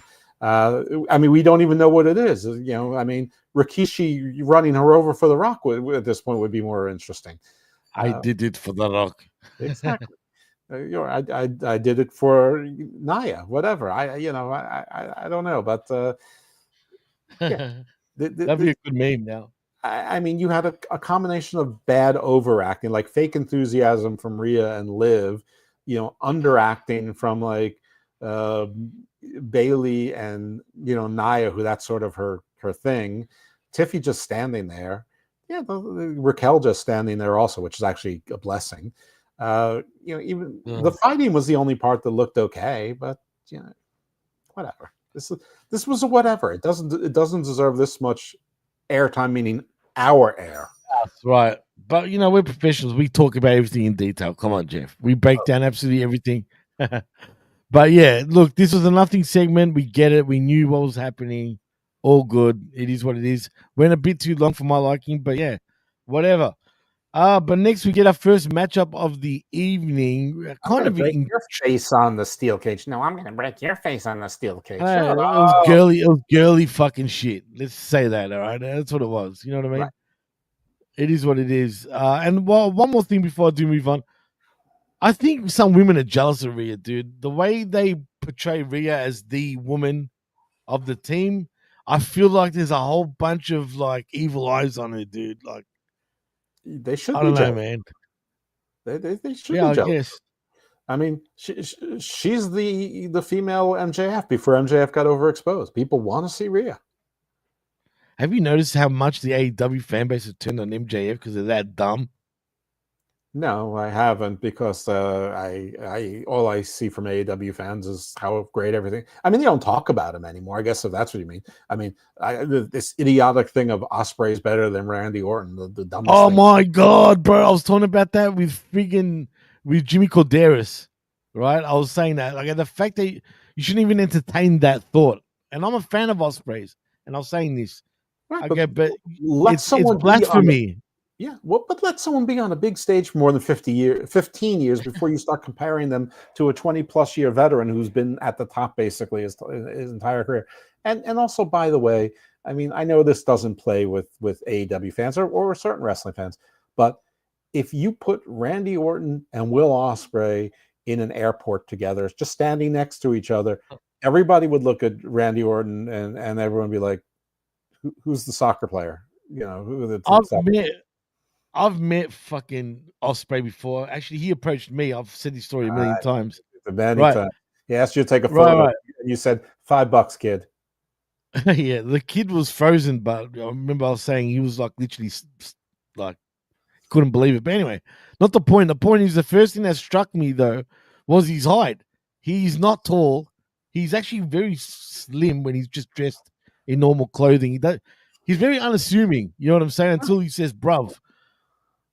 Orton, I've seen in person, never met him, but I've seen him in person, and he's massive compared to fucking Ospreay. You know what I mean? So whatever, man. Orton is a giant. I mean, he's 6'4", 6'5", 275, 280, legit. He's and just a stud, dude. Right. And listen, I like Ospreay. I think he's fine. Is he athletic? Yes. Do I think his style of matches that he's particularly? I mean, just be assured, you're athletic and coordinated doesn't mean you're a good wrestler. I mean, they don't utilize. Is that even wrestling? I don't think. I mean, I think there's serious question. I think what people do is they like playing the video game and they like seeing their video game come to life. I get it. I understand it. It's not my thing. But seriously, I mean, Ospreay has been a name that's been around for maybe 7 or 8 years. Absolutely. Let's see if he makes it another 7 or 8 years and is still in some sort of big platform before you start comparing him to an all-time great. And start lower than Randy Orton. That is pathetic. I mean, at least go to Kenny Omega or Seth Rollins or something that's like, still active and has doubled the career he does. But I mean, Randy Orton, it's like there's no comparison, Jeff. There just isn't. Like you can't. It's so absurd it doesn't deserve words. It's and these clowns they just do it just to get engagement and just to aggravate people like me who can't help themselves from reacting. Yeah, but you get good reactions generally with what you say, man. People actually pay attention to what you say on the Twitter. You got a good X game, especially as the evil one, if you know what I mean. I like, not really, but you do. You really do. About 12 to 20 people who, sort of back me up, and then there's probably another, 12 to 20 that come in and out. I've told you this a million times, but I've seen threads about you, and you didn't even know it. Yeah, which blew my mind. I'm like, wow. I wish I knew about them because like I don't mind getting into with those, and usually I find 2 or 3 people who actually just want to have an intelligent conversation, or at least a civil one. I don't care if you agree with me. Just be like normal about it. Exactly. Be normal. That's key word. Right. But this is pro wrestling, and the fandom is just a bit, like we're not all perfect, but you know how it is. It's a bit weird. But anyway, let's get back into SmackDown though, because we were talking supposedly about Andrade and Shinsuke Nakamura. I can't help but think this was a good match. I actually liked it. It wasn't long. It wasn't like too short. It was just right, in my opinion. Both were going pretty stiff. Those elbow shots by both men was ridiculous. What the fuck? Dude, the way Shinsuke actually done his elbow was pretty nice, because even in a real fight, it reminded me of a Mike Tyson overhead, but with an elbow. It was exactly kind of like that. I agree. This match was really good, and I'm not a big Shinsuke fan, but this was one of the better matches I've seen him in, especially recently. And same for Andrade. Like, they've been trying to have him work with Carmelo Hayes and with LA Knight, and none of it really seems to be working. I know people pretending the series of 7 is bangers, but they were just was fucking shit. All right, let's be honest. This match was better than any match he had with Carmelo Hayes. I liked it. Shinsuke cheated, and then he double cheated. He was ready for LA Knight with the miss. Great heel work. How good was that, too, dude? That miss, I don't know what's in it or what the hell, because you know what I noticed? The miss looked so good on LA Knight, where it looked like a special effect, like he's being punched in the head, dude. It's kind of brought out his veins in his face. Like, does that make sense? Where it looks like he legitimately got like hit in the face. Yeah, well, like, when it's tied, it looks a little bit like bruising, especially if it's sort of purple black. But it looks better than even makeup bruising in some ways. What's the Japanese word for like the ghost? Is it kami? Is it Kami? Is that like a Japanese ghost? For ghost? I'm not sure, man. Well, I know the demon is like Nakamura is like he's like sort of like a kami Sith now. He's sort of like a ghost evil Jedi. He's sort of like the evil shogun. But why did he come out in this way? Like he's not wearing the gay Kane outfit. How good's gay Kane? What about cocaine? Have you seen him? I prefer cocaine than I prefer cocaine. Shinsuke Nakamura's figure skater outfits. Those were just the worst. This one is awesome. This like evil Sith. Like, this whole thing works for me.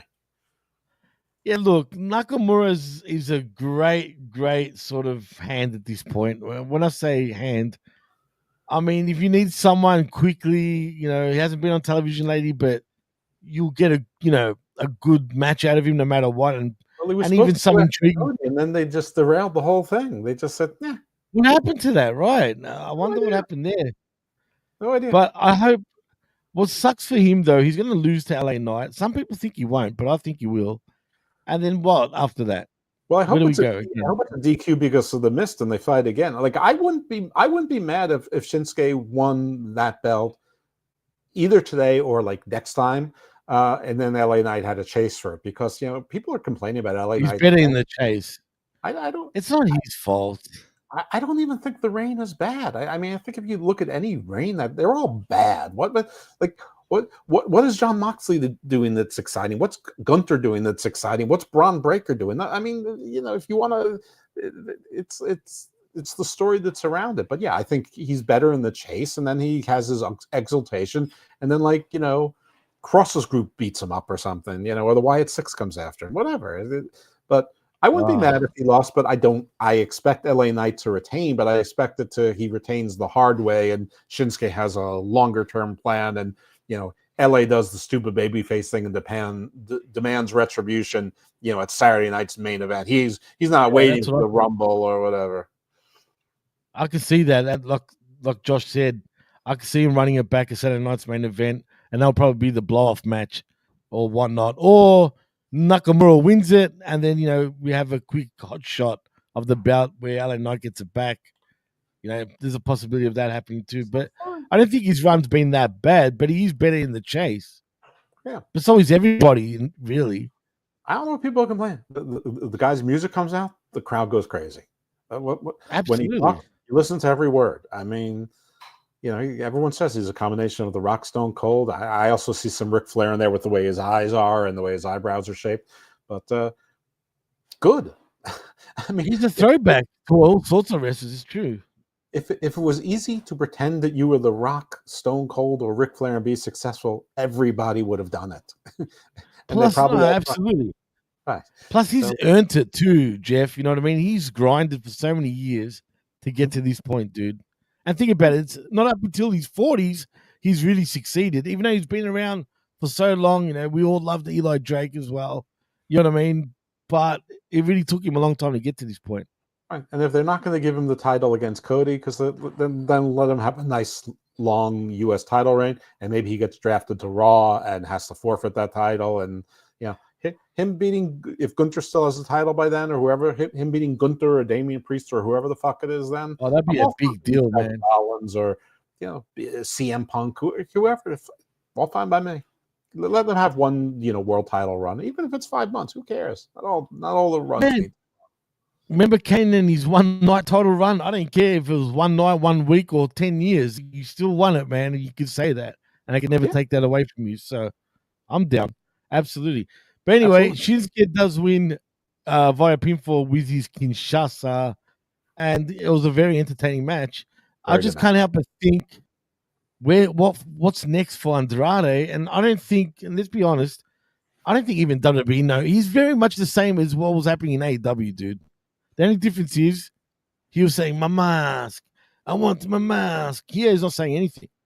Right. I don't blame him because he really can't talk for shit, but Well, I have a little side rant on this because I think people complain that there's too many titles, but I think that there's titles because wrestling writers can't write stories anymore. You can't have characters that are edgy because it's considered stereotypical or too edgy or too hard R or controversial. You can't have people who are really heels. You can't have the evil.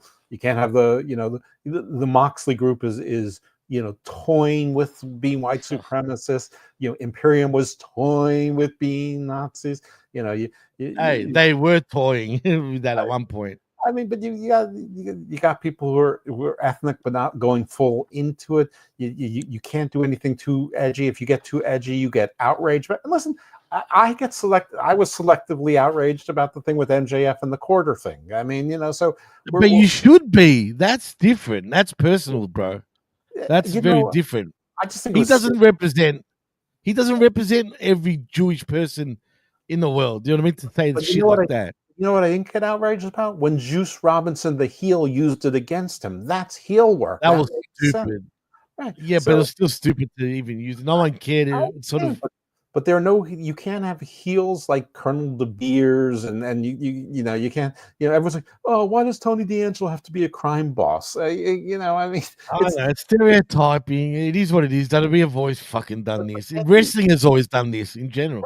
You can't have stories where people, where somebody's chasing the girl's chasing the guy, or whatever. So you just have mean girls and mean guys, or I'm the big jock, or I'm the big scary person. So you have boring stories and boring characters. So you need more titles to be your catalysts, your props to surround those stories. That's why you have more titles, is because you don't let us have characters like Jake the Snake Roberts anymore, who never needed a title ever, or the Iron Sheik, or what was the poor kid who is actually the Italian high school principal that his career got. Muhammad Hassan. You're talking about?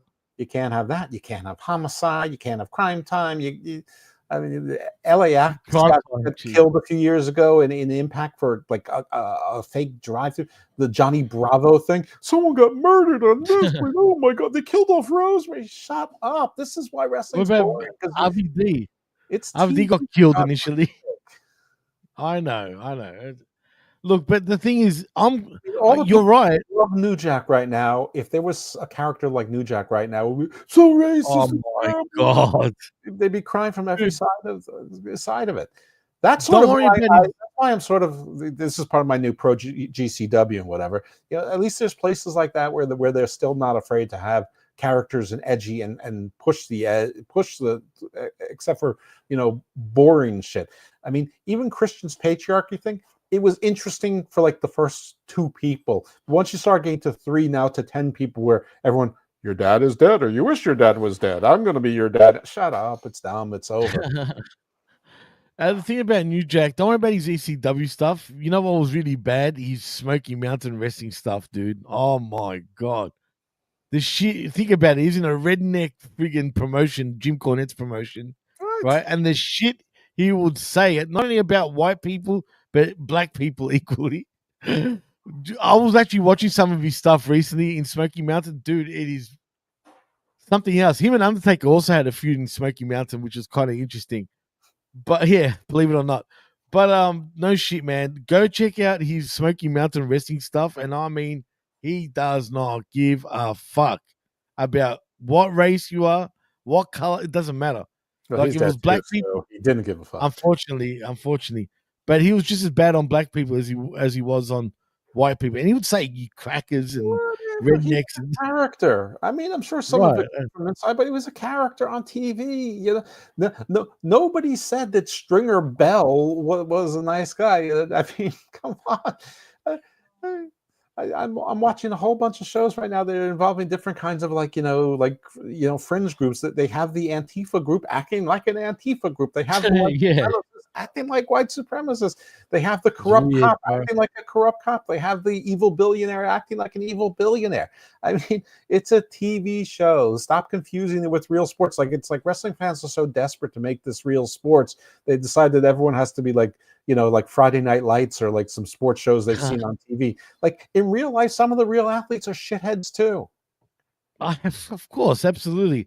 That's the thing about wrestling, though. In general, though, it's never good enough in some ways, right? Everyone wants it to be this and wants it to be that, but people still. I don't care who you are.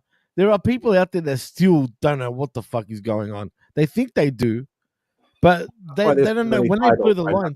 Because you won't, probably not the audience of this particular show, but the collective IWC or wrestling fandom doesn't. But it's mostly IWC, because regular wrestling fans who go to shows, if the Iron Sheik showed up right now doing Iran #1, they lose their shit in a positive way. It's just the IWC that goes, you're freaking nuts, and probably the advertisers too, which is why the corporations do it. I mean, everything's homogenized, so there you go. There's why it's too much time. Anyway, what have you covered? One match on SmackDown?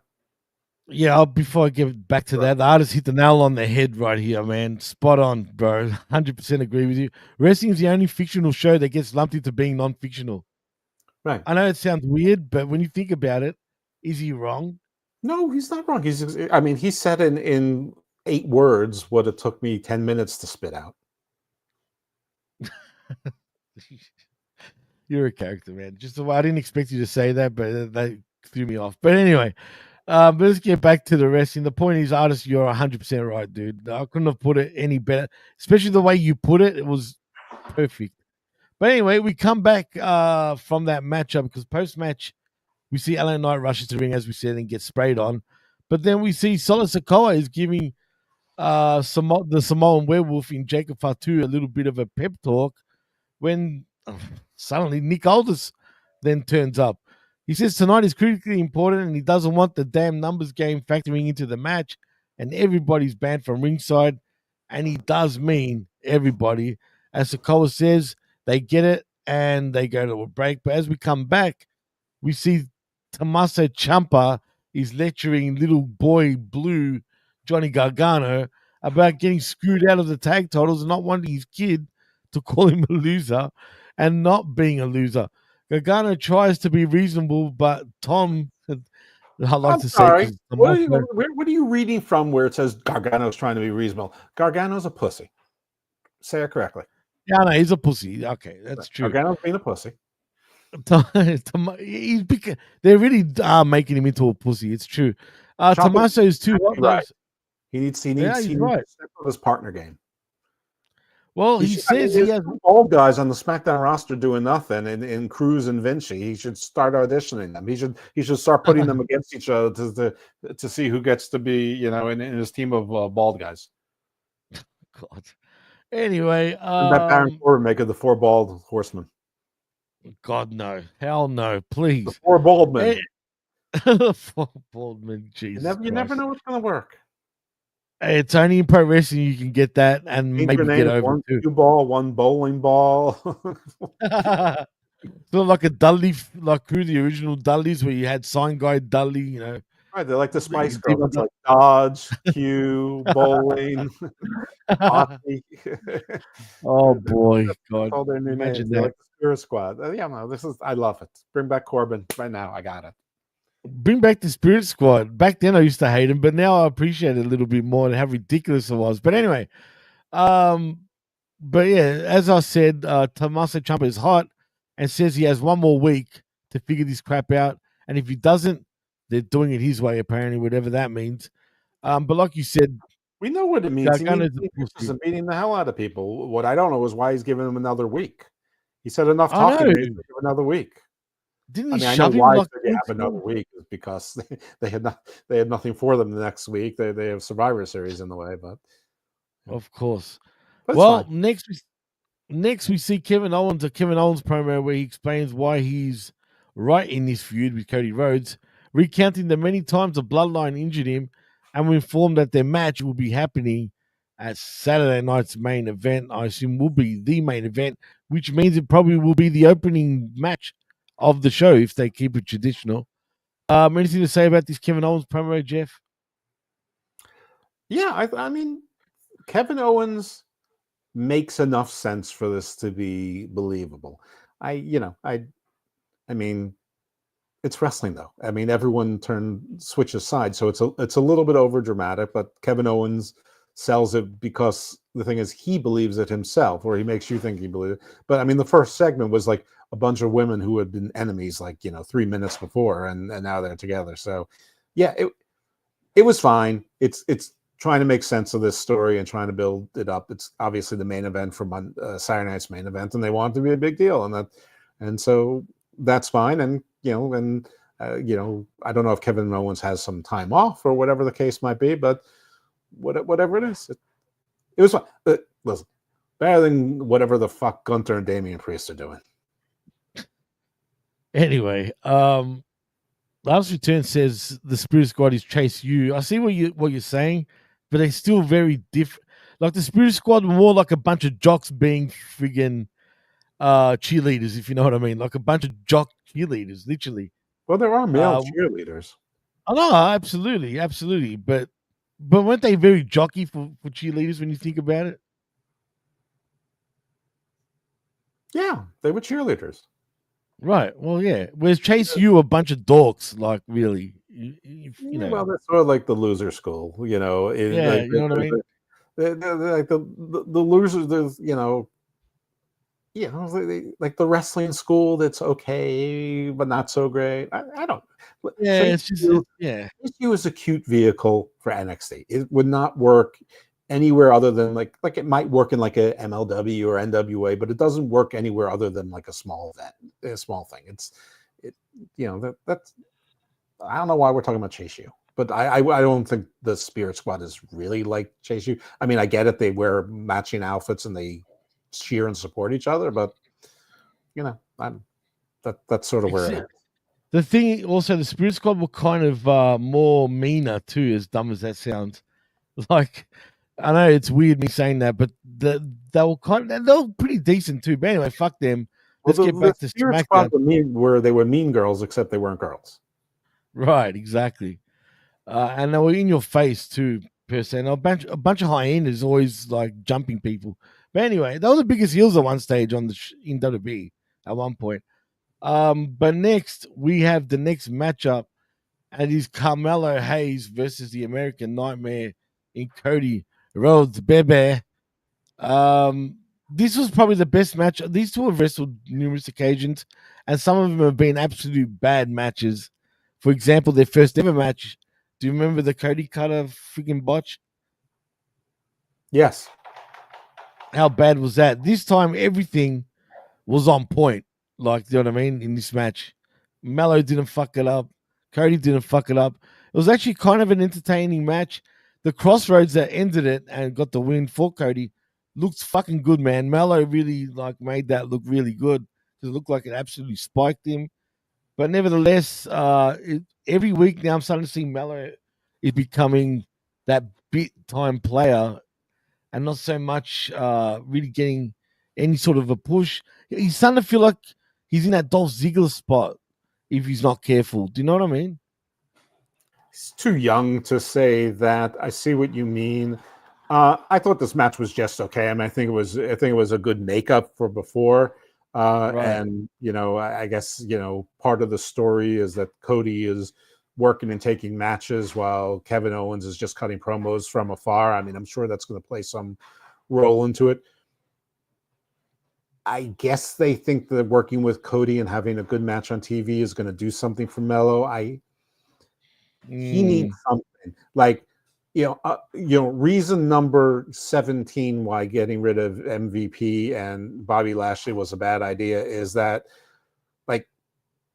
he would have needed an MVP title and been like, so the reluctant, first the happy student under, let's just say New Herbert, let's put Shelton in there also.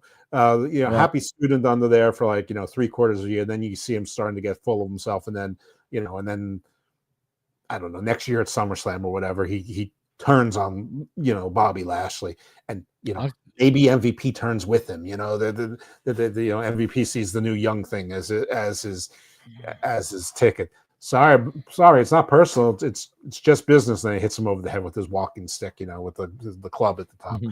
I don't know what Mello needs something.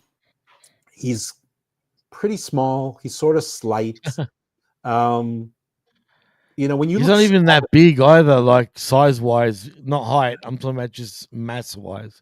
I remember when Trick Williams first came out. I'm great, another skinny guy with abs. But Trick Williams in the 3 years he worked hard, dude. Worked his ass off to get to this point, right? Now he's a stud. He hasn't lost anything, and I thought his personality got bigger than Mello's also as they worked together and as he got confident. And I'm like, Trick's going to be the bigger star out of these two. I mean, just because he's 5 and no one saw that coming initially. I did, but not initially. That's true. But I don't know. I mean, I think it goes back to my title rant. I think WWE has a mid-card problem. They don't remember, or they're not allowed to do stories that don't involve the titles for solo feuds. They didn't, they know how to do 50-50 booking and how, 1 year one guy wins, the next year they lose, sort of taking turns. Anyone can do that though. Even any Tom, Dick, and Harry off the street could do that shit. You know what I mean? That's not, good Right, so booking. I think they need to go back to and that's why maybe like having WWE people working at places like TNA and some of the indies is a good thing if it filters down to the main roster. I don't think like showing up a Bloodsport or whatever. I mean, I know the IWC goes crazy over, but like I feel like someone like Apollo Crews needs a program somewhere. He needs to be like whatever the NWA whatever they call the North American champion. What is the NWA like secondary title? Wasn't it the North American Championship? I think maybe it is. So The original one? Well, I know the original one was. Yeah, I mean, but that's what they should be doing, and then come back like sort of like what Naomi did, but but not with actually leaving the company, like under the auspices. Right, because it did nothing for her. Now that she's back to the same old Naomi. I mean, right? Everyone's like, "Oh, she did so great in Impact," but I mean, if the most beautiful tree, is in Antarctica, nobody sees it. Is it the most beautiful tree? That's true. Good point. Anyway, Sonic the Hedgehog has joined us saying, "Hello, all excellent stuff thus far, fellas. Thank you very much. I've been here the whole time. I was where they found R-Truth after his injury." Well, I'm just happy that you joined us, Sonic, man. Thank you for come on down, and thank you for praising the show. We try, man. But anyway, let's go back to SmackDown, shall we, Jeff? Because after Cody wins via pinfall with the Crossroads, we get that promised video of Paul Heyman, doing that moderated sit down between CM Punk and Roman Reigns. It starts with Roman upset that Punk is making him wait when CM suddenly arrives and says he doesn't have a whole lot of time. I'm just gonna stop right there for a minute. I was thinking to myself, I hope he doesn't say it's clobbering time, Roman. Clobbering time, but thank God he didn't say that. Instead, he said he doesn't have a lot of time and he's here for Heyman and not for Reigns. Roman says he's having a lot of time, and Roman says, "Well, it's a good thing you're late." Anyway, this is not looking good for the baby faces. Clearly, I've been saying lately. Oh, look, let me just finish this. Paul points out that Solo Sikoa has had them in check since after WrestleMania, and without CM's help, it's over. And he points out the Punk that if Solo puts an end to the original bloodline, he'll come after him next because Sikoa knows that he is the threat. Divided, they all fall to Solo, but united at best, they survive. Punk says he doesn't care that Reigns doesn't like his attitude, and he doesn't like him either. And if he wants his revenge for what Solo and his crew did to his friend, well, if they survive War Games, Roman wants to revisit this conversation, and he'll be all ears. They all agree that this is a one-time gig and a one-favor situation, which, what does that even mean, the favor that Punk alluded to? And it's not going to be through Roman, it's going to be through his wise man. But also, I'm getting a Dangerous Alliance vibe again, dude. A little bit. And I've been saying that. You're not? No, I'm not getting a Dangerous Alliance vibe at all. But I mean, I think the one favor is going to be when Roman gets a title again, that Punk's going to cash in that favor as he wants a title shot. And the wise man's just going to, deliver that to him, even if Roman doesn't care? Well, I think so. Wiseman's going to say we made a deal, and that's going to start a schism. And then it's going to be, remember when, Roman and Brock were around? We're like, who does Paul love more? Whose side is Paul's on? And we're going to replay that. National title. Sure, yes. Thank you, Zane. Thank you, Xaney. Xaney. Xaney. Anyway, Josh wants to know, what's the favor going to be? Yeah, I think the most logical is what Jeff just said. I mean, what else could it really be? I mean, it'd be better that Roman, you and your wife going to swim with me and my wife. Dun dun dun dun. On Netflix. Netflix like you've never seen before. Who needs OnlyFans when you have this? You know what I mean, right? Forget the attitude. Imagine that. That was for pussy. We're on streaming. Imagine they went that extreme though. Like, I mean, parents from the Attitude Era to like now.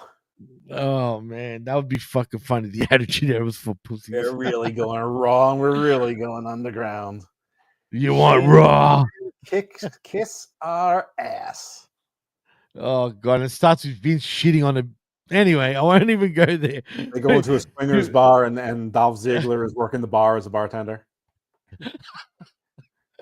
And Shawn Michaels is like the bitch boy on a leash. No, if you know what I mean. You gotta, you know the rumors. You know all the. All no, the I rumors don't. back in the day. I don't even.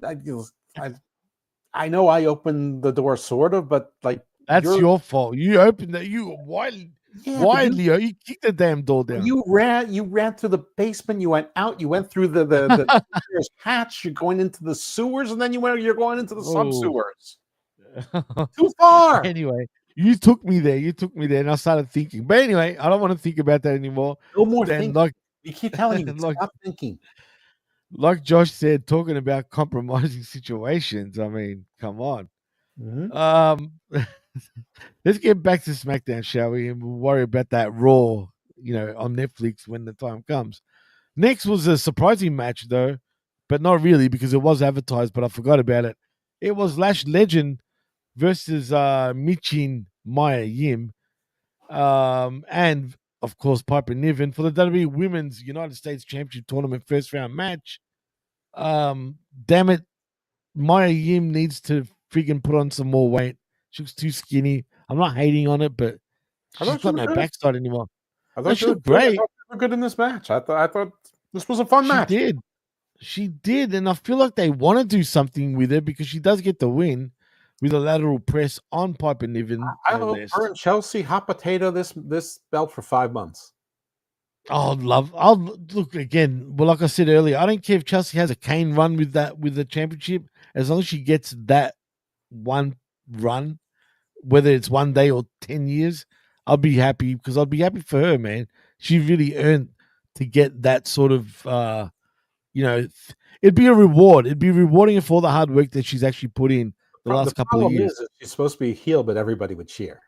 Yeah, I mean, it's like the AEW syndrome where you have the bad guys come out and the crowd is excited to see them because they're more. Well, in AEW, I don't think anyone gives a shit. I mean, Moxley's just a weird cat. Let's be honest. Whole bunch of weirdos in AEW. But anyway, forget that. Whatever the case, man, I just wanted her to succeed. I'm happy for her. Yeah, succeed. I think she is absolutely, and I think the company knows what they've got in there too. You know what I mean? I mean, if Jade's really hurt, I mean, they can always give those belts back to her and Piper, and let them have something to do for a bit. But I mean, I think Chelsea being the first U.S. champion or the Intercontinental. I mean, I know that there's a brand split, but is there really? Brand split, right? A bland split. You know what?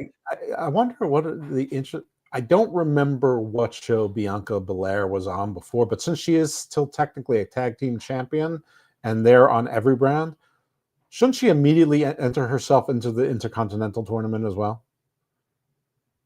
You think, but say, I demand that, and her being like the first is like sort of historic, so they can stop saying she's been buried. Like she'll have like Grand Slam categories.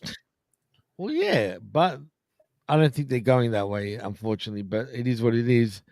Grasso says in the chat, to be fair, Jimmy, Maya was in there with some big women. That's true. Yeah, but she's just lost so much weight. Lash is gigantic. Lash is a big woman. She's a specimen, bro. I love Lash. And she's getting good too. She is, man. Except her power bombs look a little stiff. If you know what I mean. She was doing a power bomb on a 250-pound woman. That's true. That's fair enough. That's true. I mean, if she did that power bomb spot on like a Candice LeRae or an Alexa Bliss or even on Mia Yim, it would have been much more impactful. The thing about Lash, man, not only is she thick, but she's gorgeous too, man. And she's got this. The Undertaker, power choke slams on some of the bigger people were pretty damn lame. Also, man, I dare say Kane and Undertaker have two of the worst choke slams in pro wrestling history. I'm dead serious about that. That's weird because they're basically synonymous with them. I mean, and the Big Show. Yeah, I know, but how piss weak, even Big Show. But at times I've seen him do some good ones, though, back in the day. Yeah. But Kane and Undertaker, they literally have their hand at the back of the other opponent's head and kind of place them down. there's a lot of times I've seen that. You know what I mean? And I hated it. But like if you're gonna try and do a power bomb on a choke slam on a Mark Henry, it's gonna look worse than if you do it on I don't know who was from that era, who was Paul London. Paul London. He's still ranting and raving these days. God damn it! Yeah, he should be on my show. I saw him on MLW also. Yeah, you know what? Isn't he close to that crew as well? I think you could get him on your show. People either like him or hate his guts, though. That's the thing. I don't know. Listen, he's not watching this, but PJ knows everyone, but he's a little like me in that he's like when things are going good, he's like manically high. When things are going bad, he's like a little bit low. Like so, I don't like when he has to chase people and it feels like work. Manic depressive. No, I just think that I think he likes to be happy and chill. He's sort of like a chill guy, and I don't think he likes or chasing people. But I also think, but I said, well, I can do that kind of work. He's like, yeah, but then I'm giving you all their personal information. I'm like, I get it. It's like we haven't been doing this for 5 years. I'm not your producer yet. You shouldn't. I mean, you can, but I understand why you wouldn't be comfortable giving me all the contact information of like 400 wrestlers and people in wrestling that your buddies with. No shit. But like Absolutely. like one day he'll say that he thinks he can get Billy Corgan on the show, and that would be amazing. That would be huge if you got Corgan. Say what you will about him, he's a legend in his own right, man. Well, I mean, he runs a wrestling promotion and he's from a legendary rock group. Man, that's what I'm saying, right? Any sort of a weird guy and he likes wrestling. He'd be perfect for the show. I'm sure he's got all sorts of deep words. But but I think some of the people, like he thought some of the people would be easy to book, but they have to go through WWPR, AWPR, and that's not as easy for them to say yes. But then like there'll be nothing for 3 weeks and be like, what do you think about EC3? I'm like, yeah, of course I want EC3 on the who, by the way, was not nearly as like out there as people say that he is. Now, maybe next show he will be, but he was, I mean, he wasn't. He comes across cocky a bit, if that makes sense. Generally, right. Humble's the wrong word because he didn't. He's not humble. He definitely wasn't insecure, but he was definitely very interested in listening more than talking at some points. And it's interesting because you think that he's someone who reads a lot, but he's like, yeah, I really don't read a lot, and that's like an embarrassment in my game. And he's like, I don't have much to do. I'm with my parents here for Thanksgiving. Like, maybe I'll just read the Bible. Really? What the hell? Yeah, but man. I didn't think preview a Book of Black. I'm not going to tell you what else happens in that conversation. Looks like I'm going to have to tune in too. God damn it! Oh God forbid you listen to my shows. I do. I try to, man. It's hard to keep up with my own shows to watch or listen to, let alone all friends and workers, fellow. You know what I'm saying? It's hard to keep up with a lot of shit in general. Well, that's why I listen to so many wrestling podcasts. I just can't. I mean, it's just not that important. Yeah, and I've slowed down as well on listening on other people's wrestling podcasts. But anyway, I mean, this barely counts as a wrestling podcast at this point. I know. Tell me about it. You can put this on culture and variety. Well, yeah, it's more. The Smack Attack does, in a way, come across as a variety show. To be fair, that's how John wanted the show. Blame John again. Everyone roast John. I remember there was a time where the listeners, like in the chat, were absolutely hammering us about John not talking about wrestling. Well, this is John's fault. Like, I don't give a fuck. This is all an homage. This is John's legacy, and it's his fault for not being here. I mean, you think I want to be here 4 out of 7 weeks? No. I want to take a nap. I'm tired. I want to watch the rest of the madness. I know, but you know what? For now, I think we're going to almost end the madness because we're up to the main event, Jeff. Oh, very exciting. But before we do get to the main, we do come back. Yeah, me and you won, but then we went to commercial and we come back to seeing Brian. Fab took out Chelsea, which sort of distracted Piper. I saw that, but I didn't really pay notice to it properly, to be honest. because I kind of walked in and out of the room, but I sort of saw the tail end of it. You had to sort of say that Piper was going, Chelsea, no, as if when someone's punching you that you have a choice as to not to engage. But so I don't know if she was like, oh no, that's a bad thing happening to Chelsea, or Chelsea, don't leave. Chelsea, don't leave. Like, if she should have just like let her puncher fall down and wait for BFAB to walk away and then help her. So I don't know what that was about, or if that was just Piper, but the camera was lingering on her, so that had to be part of it. I just don't. It's one of those two things. I just don't know which it is. I mean, you'd think it would be a schism, because I'm sure they're dying to turn, one of them face, because Chelsea's too over in this like tween role, which is not supposed to be a tween. All right, let's take us to the main event. I'm just laughing. Fucking thank you, Cold Man. We appreciate that. And you watching this? Actually, there's way more than 6 watching. What? Funny enough, 9. Actually, higher. 11. Yeah, higher. 14. It's fluctuating between 15 and 21. Okay. Right now, live. Way higher is 210. The numbers go up after the fact, though, Jeff. So don't worry. Thank you all for listening and being here live. I appreciate every one of you. But and plus, it's not on the regular time slot, so you know what I mean. To be fair, John's fault. That's John's fault too. But Sonic says John didn't want to do. I'm not spending my Friday nights watching SmackDown. Sorry, not doing it.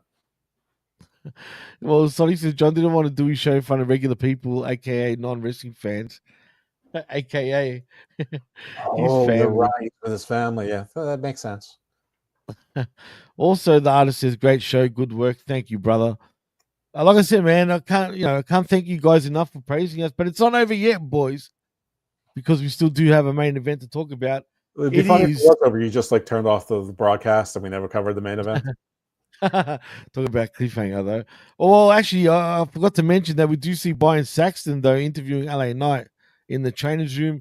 He says he can barely see a thing, and Shinsuke Nakamura all of a sudden has a problem with him, but he's going to have a real problem because he's been in survival mode, and he's going to walk in there and thrive and retain his title as Nick Aldis next interrupts Sami Zayn, and Jim Uso giving Jey Uso a pep talk to give them the same talk he gave the all-new, all-different Bloodline about everybody being banned from ringside and accept what he's saying as Jey makes his entrance.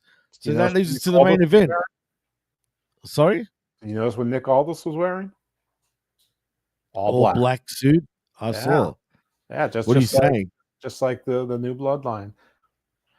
I know you're fucking around and you're being a character here, and you're being sarcastic, but trust me when I say that Paul Heyman wore what he's worn. I know everyone made a big deal out of it, but Heyman absolutely wore what he wore for a reason. I don't know what that reason is, but he's very calculated like that. He wouldn't just do that. Yeah, for no reason. I do think the Sami Zayn phone thing was a MacGuffin, though. I think that's a yeah. All right, for sure. Take us to the main event, then let's do Survivor Series predictions and get out of here. Oh yeah, I forgot about that. That's right. Yeah. So this is the cousin versus cousin, Fatu versus Fatu, Jay versus the werewolf in Jacob Fatu, and you know what, man? I enjoyed this match, and I was surprised with the outcome. I don't want to get into spot after spot, but I'm glad that Jacob Fatu ends up winning via pinfall with a diving moonsault, earning an all-new, all-different Bloodline, the advantage in War Games. And, he always, I know I've seen him do this a million times pre-WWE, but, man, he moves so swell in the ring, dude. He's so fluid. And that springboard that he does, I mean, the only other two people I see that do, I mean, Tiffany Stratton and Kalani Jordan do it, and they're women, and women move differently than men. The werewolf really is. He almost moves like a jungle cat. He's that fluid and smooth. That's fucking great. That's a great way to put it. That's really good, actually. He's not being racist, by the way. He's just saying the way he moves. You never know. People can just point racist. Just calling him a jungle cat. What does that mean? Are Samoans jungle cats? Are there jungle cats on Samoa? I mean, maybe like regular cats that like ran away. Yeah. I don't think like there's that many big cats on islands unless it's like Mozambique where it's like continent size. So, like, Does Samoa even have any big animals? That's an interesting question. I mean, they're close to Australia, so I mean, I'm sure they've got snakes. I'm guessing if you know all the Samoans that I've seen are gigantic. I'm guessing they're the apex predator. But that's the truth, man. I mean, no, 100%. because I mean you can't generally. I mean, animals grow smaller the less territory they have. Like a full size jaguar needs like a 500-mile territory to just. They're beautiful animals, Jags. Yeah, so I'm gonna guess no. They're probably like coyotes or jackals or probably whatever that part of the world's equivalent is. Coyotes are just smaller versions of friggin' wolves, pretty much. I mean, right. So they probably have like that kind of thing, but probably feral pigs are probably like the most dangerous animal. Oh no, definitely. They're savages too. Feral pigs are savage, man. And of course, like you were talking about, snakes and probably if they have I'm sure there's some reptiles and spiders, but my guess is like pigs and insect, like poisonous insects are probably like your most dangerous predators there. I think Samoa would be a nice place to visit. I hear Cook Islands is beautiful though, man. If anywhere to go in the Pacific, Cook Islands apparently is the place to go. I don't know. I'd want to be really sure because that's a very long trip, and I don't know. I'm not sure that there's any place that like I need to go that I can't find a reasonable equivalent right here in the continental U.S.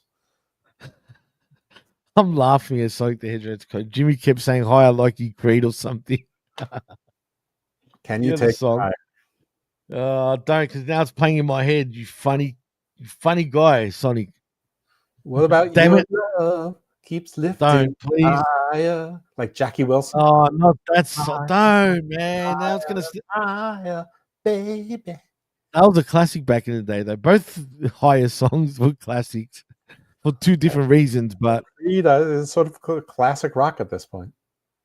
But I've got both songs in my head now, man. And I think of the old school WWE stuff with Creed. But anyway, you can mix them together and see what comes out. Nah, what kind of higher baby you get? Bring me a higher love, Steve Lippman. Oh my god.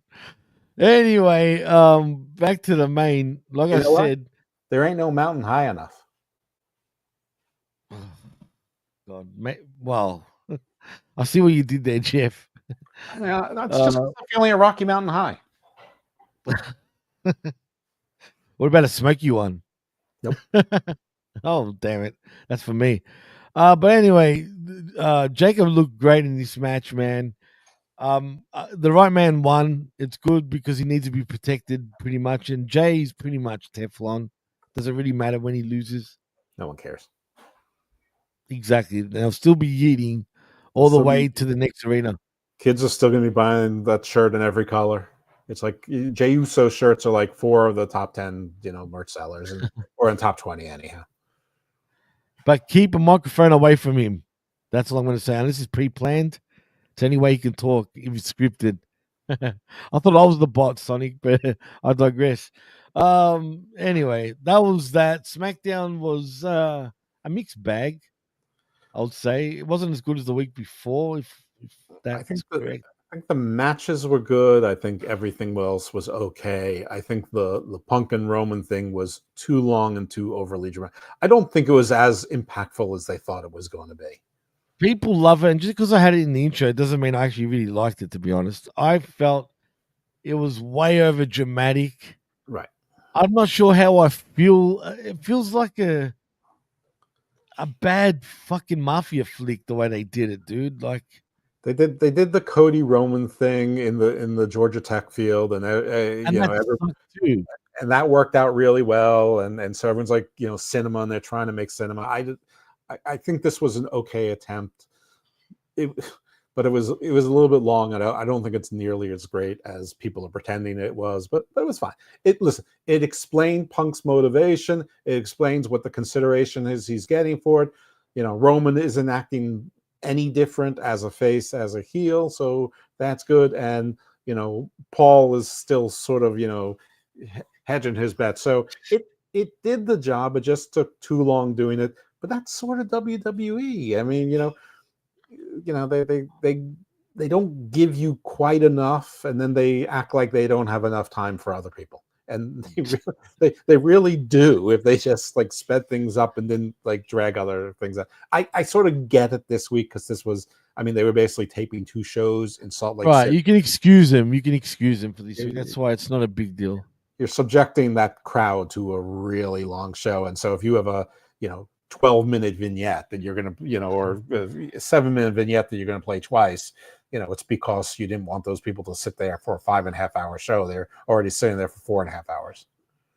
No, you're right, absolutely.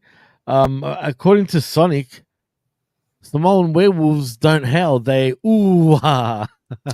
Well, listen, the moon is That's a different good in the one. southern hemisphere. Well, I mean, I am in the southern hemisphere, and I can vouch that the moon is not different Oh, than anywhere else. huh. Yeah, it's true. Did you know the same moon that you see, I see too? You know what's different? You'll Uranus. see. Well, yeah, Uranus is very different. Everyone's anus apparently is different, but not really. Yeah, well, Uranus is a But gas giant. Would you go? What would they name a Uranus, man? Seriously, what were they thinking? Well, it's Uranus. Anyway, yeah, no, that's true too. Uranus. You know who Uranus is? Who was Uranus before? I mean, Uranus has always been one of the primordial gods. Yeah. Uranus was the first one of the first gods of the waters, and Uranus is the primordial heavens in your mythology. Well, right, but if you now that you mentioned water, is that why he's called Uranus, like Uranus? If you know what I mean? Urine as opposed to Uran came later. That's true. Fair enough. You got me there. Anyway, so that's SmackDown. If I had to rate it, I'm going to say C plus. I think that's fair. I'm between C plus and B minus. I'm going to go C plus. I mean, the matches were good, and I don't usually care about the matches, but all of the matches were good. I thought the Cody Carmelo Hayes one was the worst of the 4 matches, and that match was which wasn't good. Even that bad, right? Exactly. Right. So I'm going to give it a B minus just because the matches were good and the rest was okay. I mean, they did what they had to do. But C plus is fine. I think C plus is entirely reasonable. So all right, let's do Survivor Series predictions. Okay, one moment. I'm just getting the card up. Let's see. I'll go to Bleacher Report, and I'm just gonna go in the order of what I see, and it says here the women's War Games match, which is between Rhea Ripley, Bianca Belair, Naomi, Io Sky, and Bayley versus Liv Morgan, Raquel Rodriguez, Nia Jax, and Tiffany Stratton, and of course Candice LeRae.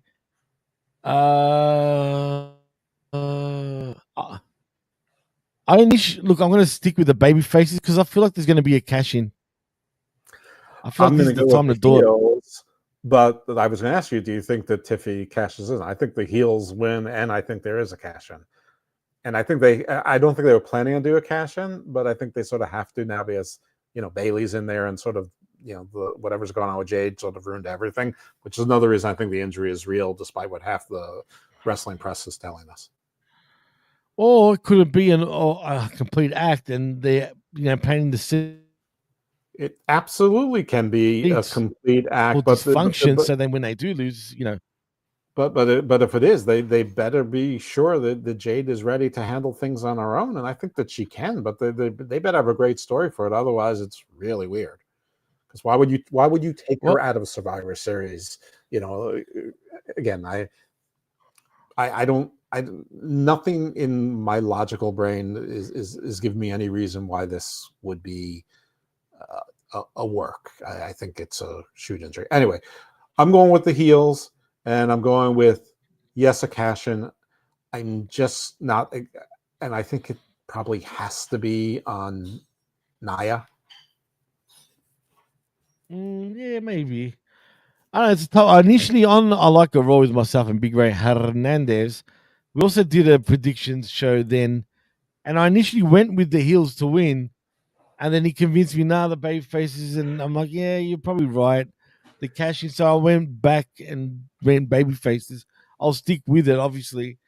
And yeah, we'll see. We'll see. Anything can happen in this match. It's not as Anything can predictable as happen in WWE. It's true. That's the slogan, right? Mhm. But that leads us to the next matchup for the Intercontinental. Anything can happen in the WWE. Exactly. That's my Vince McMahon / Grover from the Sesame Street.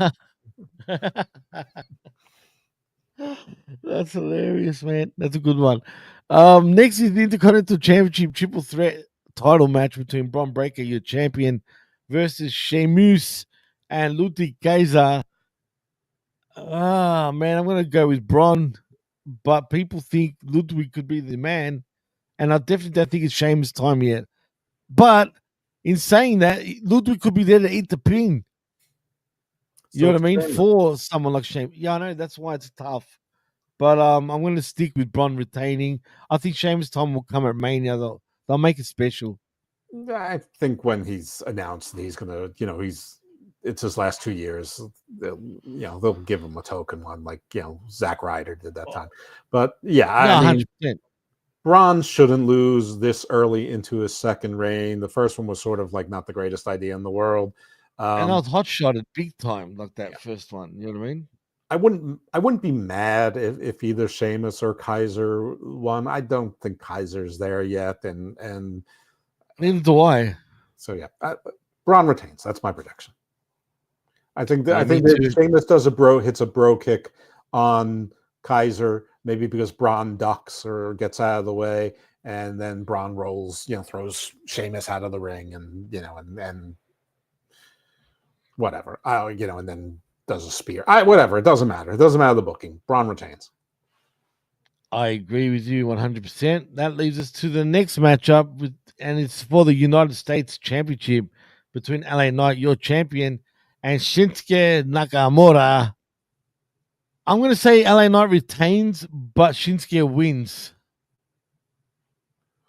If that makes any sense. Via some sort of fuckery. I'm going to say that LA Knight wins and retains, but Shinsuke wins the war in that he misses him and then beats the crap out of him.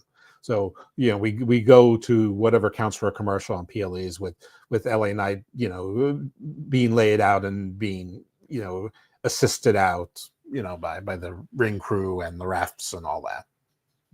I can see that, definitely. So, yeah, that leaves us to the next matchup, and it's for the World Heavyweight Championship between Gunther, your champion, versus Damian Priest. This one's a tough one too, because the way they're building Damian again, I don't know what they're thinking that'll be, but I can't see Gunther losing the championship yet either. You want me to talk now? Is that what? Okay. I have to be honest. I don't care about this because but Damian Priest, who I rooted for, I think he had 3 main events where he was defending his title, and he botched both of them during countouts or pinfalls, which is where everyone's looking at you and you absolutely can't botch. I think that this Gunther being afraid thing is stupid, but he's probably playing possum anyway. I hope he's playing possum. Z-Possum. Z-Possum. If they want to give Damian Priest another chance, that's fine. I just don't see why. I don't think that he was moving any merch or anything like that. He seems like a perfectly good mid-card guy. I would rather see him find a tag team partner and take the belts from the Judgment Day or whatever. I don't know. I'm just going to say Gunther. Triple H loves him more than he should, perhaps. And if I want to do something funny, maybe this is where Vinci comes in and helps Gunther and rejoins his former boss. But I don't think that's happening. I think Gunther will win clean, and it'll be a slugfest. But Gunther retains. I agree. I think I can't see Gunther going anywhere else, or losing to anyone else. But that's that. But next, we got our men's War Games matchup between the OG Bloodline in Roman Reigns, Jey Uso, Jimmy Uso, Sami Zayn, and the odd one out in CM Punk versus Solo's Bloodline in Solo Sikoa, Jacob Fatu, Tama Tonga, Tonga Loa, and of course the big Aussie himself, Tsunami, like Bad News Barrett would say, Bronson Reed. I'm going for the solos. I think storyline wise, for all this to make sense and to move forward, I think screams a heel victory in this one, man. They have to win. I don't think so. I'm gonna. I mean, I want the heels to win on this one, but Jacob won clean on SmackDown. You've got the whole big thing. You can't have Roman and Punk in the same match and have them lose unless you're going to have them do a feud now. And Roman's story is still the bloodline, so I don't see that happening. And I think that the favor with Paul, I think it only gets cashed in if they win. I don't think it gets cashed in if they lose. And that seems to be. I don't think there's AEW where you put a stipulation and then ignore it. I think they got to live. So I'm going to go with the faces on this one. Plus, I think you need to leave the crowd happy on these 5-card matches. So I think the faces win, but there's still distrust between, maybe Punk steals the pin from Roman, something like that. Like, whatever it is. And maybe there's, they introduce someone else to the heel squad that, there's sort of a beat down at the end or whatever, and the faces still don't know what's going on. But, or maybe it's Sammy. Maybe Sammy was the Fredo after all. And again, they win the match but lose, or whatever it is. Again, I tend to overbook and fantasy book and all those things. Faces, OG bloodline, fingers high. Fingers high, true. Put your ones up.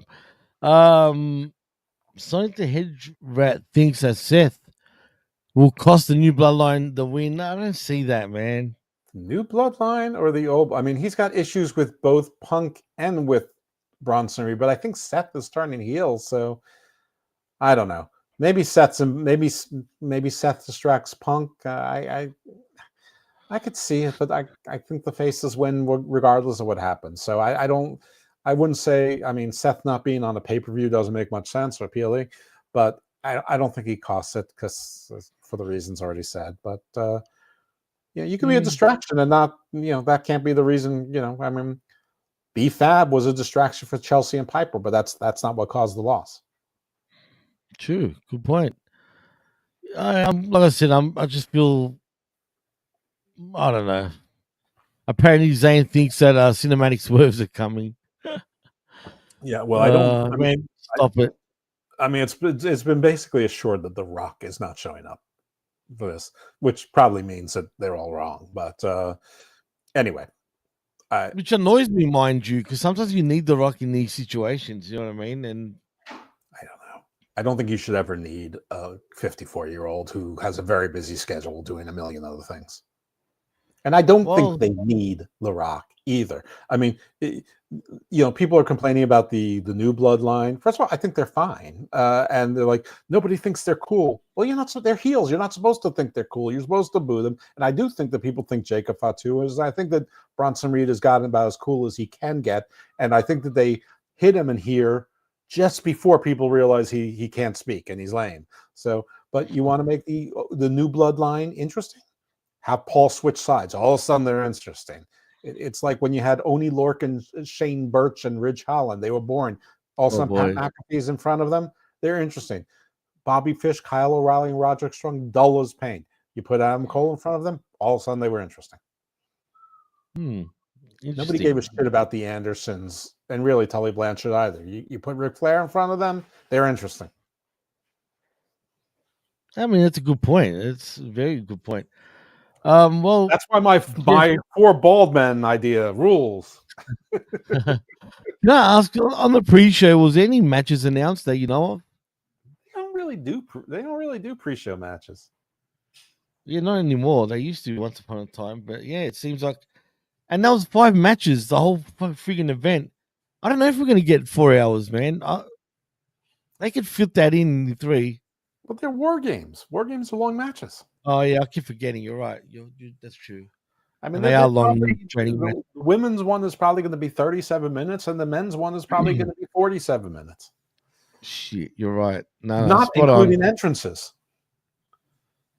Oh man, and I don't like the WWE version of the cell, whatever you want to call it, has got no roof over it, like the WCW one did.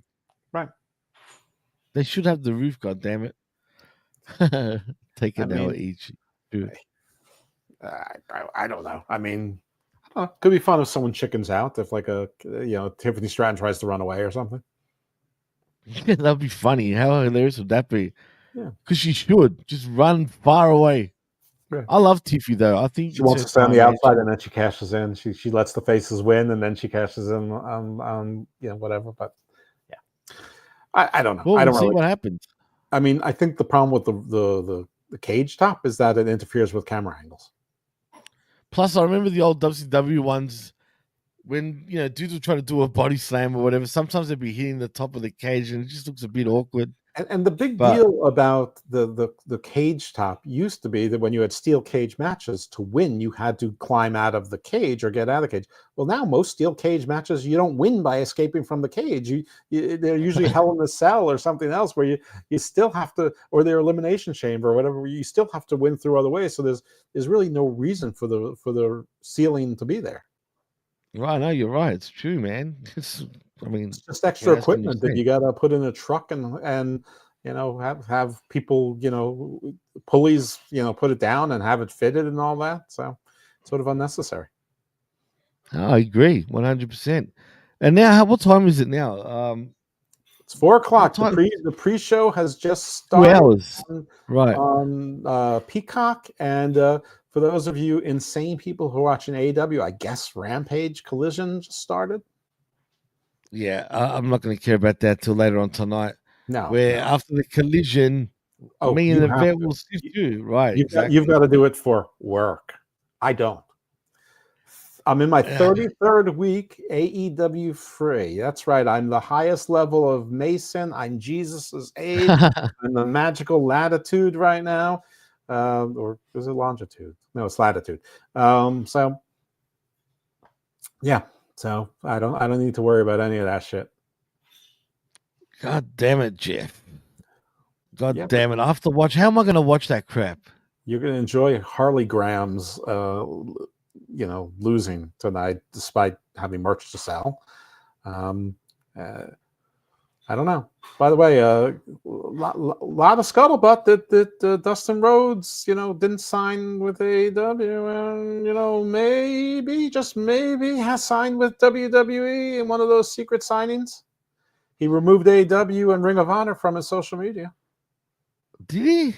That's the scuttlebutt. I can look right now. I got the X right here on the tab. I can go into my Explorer. I can type in Dustin Rhodes here. DUSTI Rhodes. Dustin Rhodes, certified at Dustin Rhodes. Let's take a look. Profile. Yep. No AEW, no Ring of Honor. There's prestigetalentmanagement.com and there's RhodesWrestlingAcademy.com. Well, to be fair to him, he has been working on a handshake deal for quite a while now. It's no secret. But he removed it from his social media. That's a different step. Okay, interesting. We'll see what happens with that in the future. But I think it's time Goldust does come back, to be fair. And it'd be nice for him to get into the Hall of Fame too, man. I think he's another one that's very underrated in many ways. So. And he's good, and I don't know if Codex will need it for Kevin Owens or not, but that wouldn't be a bad side feud, Dustin and KO, for a bit. I don't know. We'll see. Oh boy, let's see. Well, in saying that, Jeff, I think we can take it home for the time being. Are you going to be around later on? Are you going to join us for the Survivor Series review show? Who's us? Or is it still up in the air? Well, myself. So am I going to join you? Well, yeah, you can say me, but if you're not going to be around, I guess I'll look elsewhere. But I will be around. It's just a question of how La Sicaria feels. I mean, she does have a broken leg, and the night is the worst time. So we'll see. The answer is probably, but I would look for somebody else and maybe count me as a third. All right, I'll look into it and we'll take it from there. But Well, just know that we will. You can you can send me a message during the main event or whatever and see how things are going. I mean, yeah, I'll be around. I'm not going anywhere. That's for sure. Well, that's true. Hopefully, the show is really good, and I expect it to be because that'll be really bad. Always I hope not. I don't want it to be very bad. I don't want it to be just really mid. Bad. Nah, that'll be by this point have taught us to sort of be excited for their PLEs, and Survivor Series is one of the big 4 events for WWE, and is the second oldest event in WWE history behind WrestleMania. Fact. True. Yeah. For people that didn't know that. Anyway, in saying that, Jeff, tell them, I know you've told them a lot already what you're doing, but you might as well tell them once again, just so they get it through their heads. Well, on X, you can find me right there at Those Evil or at Icarus Fell MD, or find me on both. My shows are Garden of Doom, Garden Views, and GOD presents The Book of Black. So just to give you a taste, today I dropped a show on Garden of Doom with author Caroline Lawrence, who wrote a Pantheon about all the Greek myths, and we talked about Hermes and Mercury and a few other things as well. Garden Views, I'm going to have that show with Mike Hilliard, which will probably drop this coming week. And Book of Black, right now it's in the hands of one Anthony Missionary Thomas doing the production. And hopefully I'll drop that next week also, the interview with, the conversation between myself, PJ Black, and EC3. And you can check out the other catalog of interesting people and interesting guests. My last Garden of Doom was on Sufism, and the one before that with an archaeologist, anthropologist, and the title is Han Poppycock with a question mark. Ooh, challenging Graham Hancock. So we got cock versus cock. Well, it was Han Poppycock. Anyone that has that sort of last name, god damn it, man, that's pretty bad. You know what we forgot to mention though, which I wanted to ask you, but I forgot to, about the kayfabe Karen from Fightful. Oh, you know what? I forgot to mention that. I sort of get it, but I think that's overblown too. I think it's a giant overreaction because people want to overreact. I think that Lashley handled his business exactly right, and I like that so many people saying you don't need to say it anymore because it's normalized now. But I mean, when someone like her asks a question like that, maybe it's not normalized enough just yet. But maybe I think it was a bit of an overreaction. I understand it all, but you know. Believe me, I got no love for Fightful. I got no love for Kate from Fightful, but I think she took a disproportionate slamming on that one. I think being embarrassed by Bobby Lashley was enough. So you're saying it's all poppycock? I think the punishment that Bobby he put her in the hurt lock. I think that was enough. Yeah, he was a prick about it, but he was right though. I agree with him. Brilliant. It was beautiful. I don't think he was a prick at all. I think it was great. I mean, I think that Tony, not allowing MVP to be a prick and answering Figure 4 Online's question instead of sort of raining on MVP parade was Tony being lame as usual. I'm sure MVP was more perturbed by that than he's letting on. I'm sure he's already thinking like, this fucking turd. What a mark.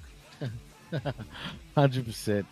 Anyway, if you want to follow me though on the Twitter, you can at DJ Mass Effects right there. Also at the PWC Network. Like and subscribe though right here at Hamid Media Group YouTube channel. We're getting ever so closer to that 1K mark. Please get us there. Share, like, subscribe, thumbs it up, do whatever, man. Just tell everybody to actually like this very page. Also at AmirMediaGroup.podbean.com for our affiliate shows.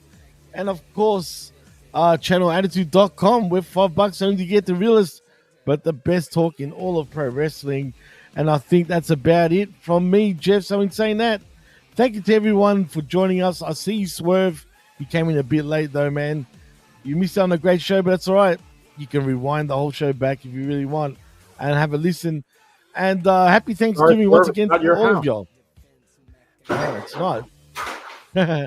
Oh, what was that? Perfect timing. Oh, but that's someone else's house that you just heard. But anyway, In saying that, I am This Hangman Jimmy T. Page breaking in here. You're about to burn the whole house down. Yep. I am Jimmy T. That is the evil one himself in Dr. Jeff Lippman. Look out for the Survivor Series review show with me, and could be me and Jeff again. Another wrong Could be house me and again. A dummy. Dummy, yeah. So we'll be back later on tonight for the Survivor Series post-game show. In saying that, take it easy, and we'll see you, I guess, right after the Survivor Series. And peace. Stay with my friends.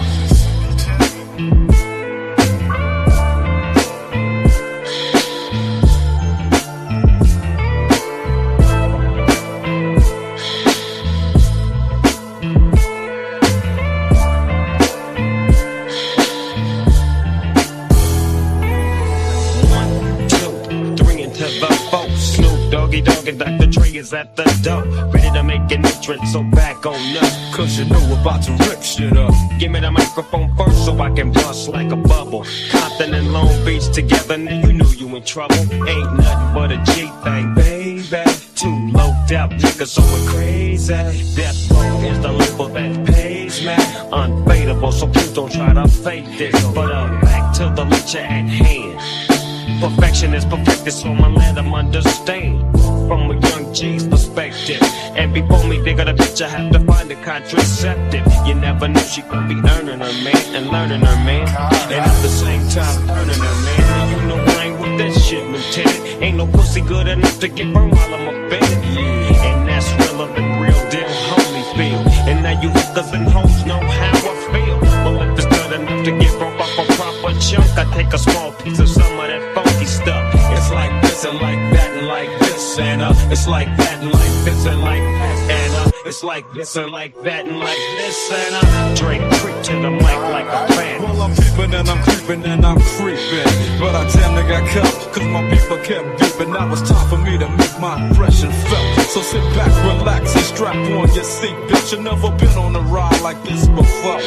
With a producer who can rap and control the maestro. At the same time with the dope rhyme that I kick. You know and I know I flow some more funky shit to add to my collection. This selection symbolizes don't take a toke but don't choke. If you do, you have no clue of what me and my homie Snoop Dogg came to do. It's like this and like that and like this, and it's like that and like this and like that, and it's like this. And who gives a fuck about those? So just chill to the next episode.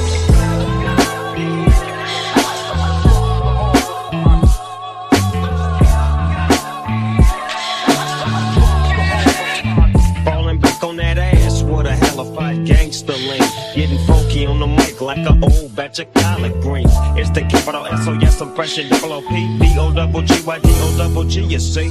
Showing much flex when it's time to wreck a mic. Pimping hoes and clocking a grip like my name was Dolomite. Yeah, and it don't quit. I think they in the mood for some motherfucking G shit. So Dre, what up, dog? Gotta give them what they want. What's that shit? Gotta break them off something. Hell yeah. And it's gotta be bumpin'. City of Compton.